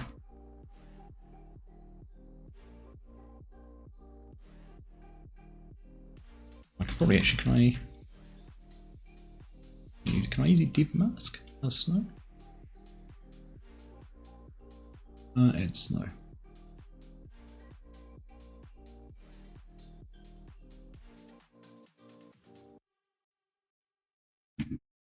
Didn't add snow, did it?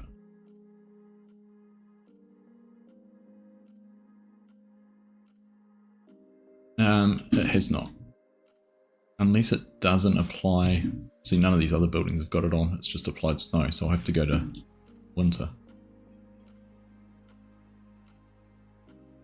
You might have to ignore any warnings you see pop up, because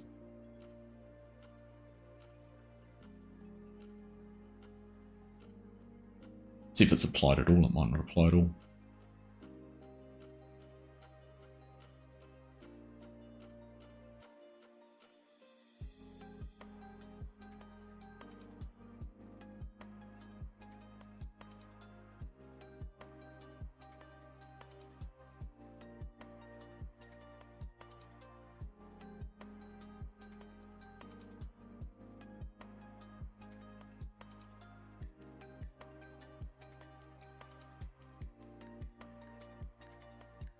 It might not have worked, we'll see.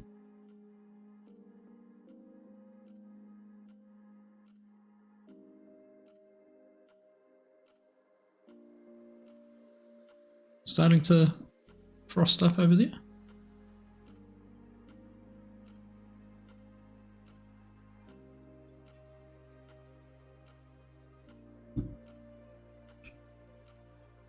Should frost up even without snow. These roofs haven't got it on it yet either.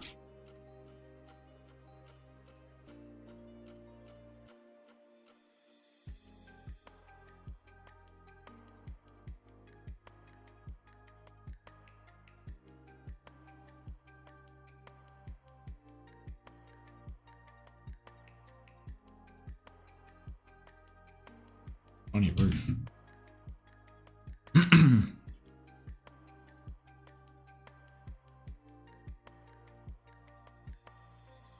much better listening to me than static on the radio all night. I'm pleased I helped. Why is it 5 AM? It's feeling very light game at the moment.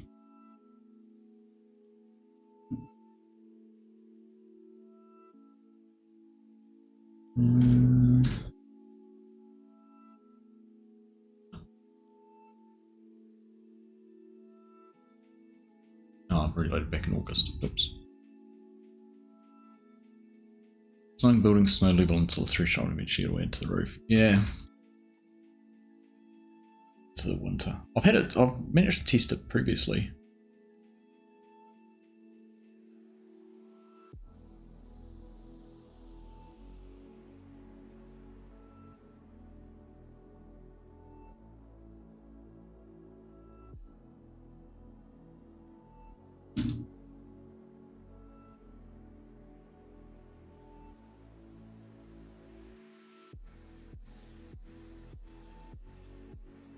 We're getting too impatient.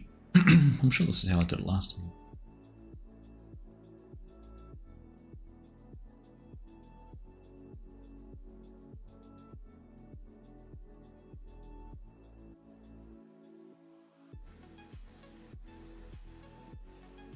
A couple more months and see what happens.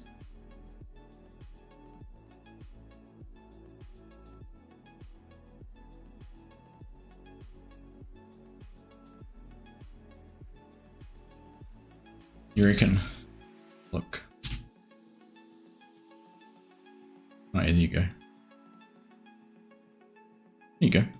He's done it. So it's just a frost layer, and see. Oh, this is where it applies it in the inside. So that I'll have to fix, and it's applied it here.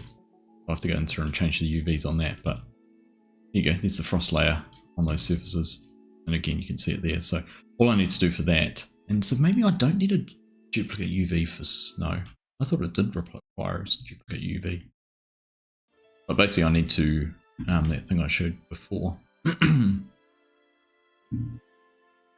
this here, I basically just need to move, if I don't want snow on it, I need to move it out to the left. You do want snow, you need it right of the red line. Maybe that's because I'm not doing color configuration. Oh, this is building shader, not placeable shader. So that's the concept. So yeah, so that's how that works. Hey Viper Glitch, how you doing?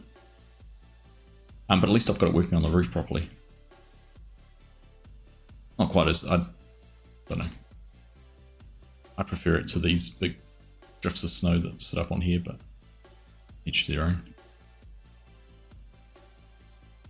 So, yeah, you're welcome, mate. Yeah, this is what caught me out previously was this. And sort of see how it's really clever, because you can see on the edge of the wood there how it's it works off the normal map as well. So that little bit of bump in the edge gives an upright vertical surface, and it thinks it needs to snap to it. Done. Right, well it's placed, so it's in game. It's a start, isn't it? Let's see if we can get to a non-sunny time of the year.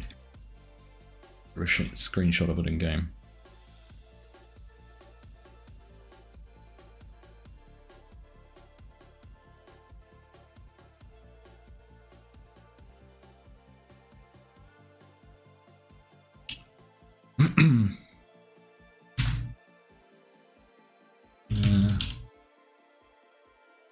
Field of view.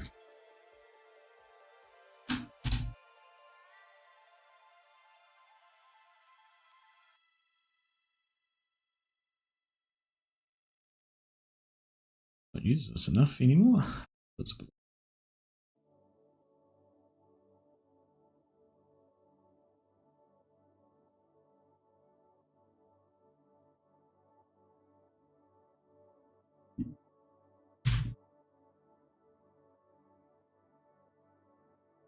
There we go. I think that's probably it for us. That's a good point to stop. When did I start modding? Have I really started Viper? I just got interested in figuring things out for myself. Started off just putting logos on the side of vehicles, or there was a shed actually in FS19 where we put a Texas flag on the end of it for a series FSG and I did together. that was probably my first intro into modding, and then I've just progressively kind of seen something I want that I might do. So you might have seen some warnings pop up. I haven't shown anyone this yet, but I've been working on a mod which seasonalizes sheep shearing. So wool will only spawn twice a year, in spring and autumn. So I'm in the final bits of that. I'm just trying to get it to work with the animal health. So if a pen has 0 health for most of the 6 months prior, it doesn't spawn as much wool. So and that's just, yeah, obviously I've leveraged a lot of AI for doing that to learn, because scripting's not a strong point of mine, but it's been a fun process figuring it out too. And then, yeah, building a map. And literally for this one, I just saw this, where's it gone? This shed over at my wife's family's farm. I went and took some photos of it and I thought that'd be pretty cool to model. So I thought, let's do it on a live stream. Here we are. I probably will put it on the map. I probably will put it on that, Tenon.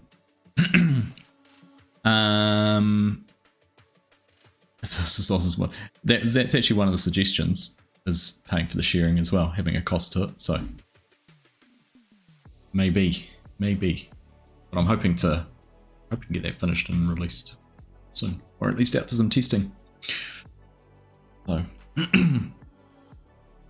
have it configurable at least, where you might be, if you wanted to charge for, or be charged for the sharing, you can do it that way. Where is the old hay shed? So there we go. I think that's me done. It's 11:10.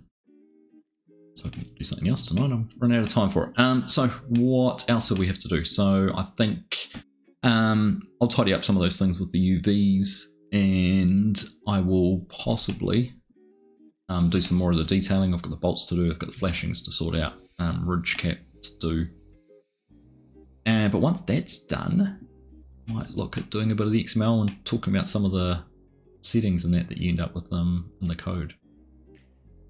So, you know, what is all those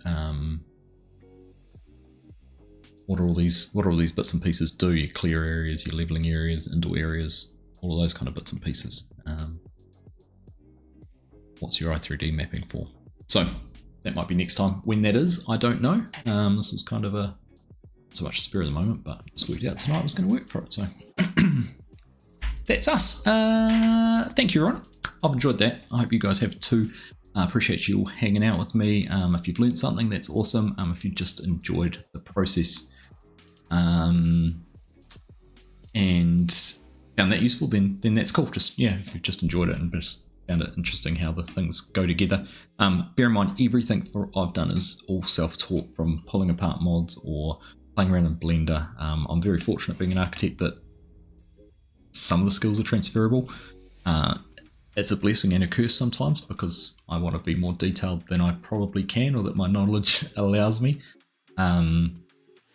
But it's cool at the same time being able to do something like this. So yeah, hopefully you might learn something from it.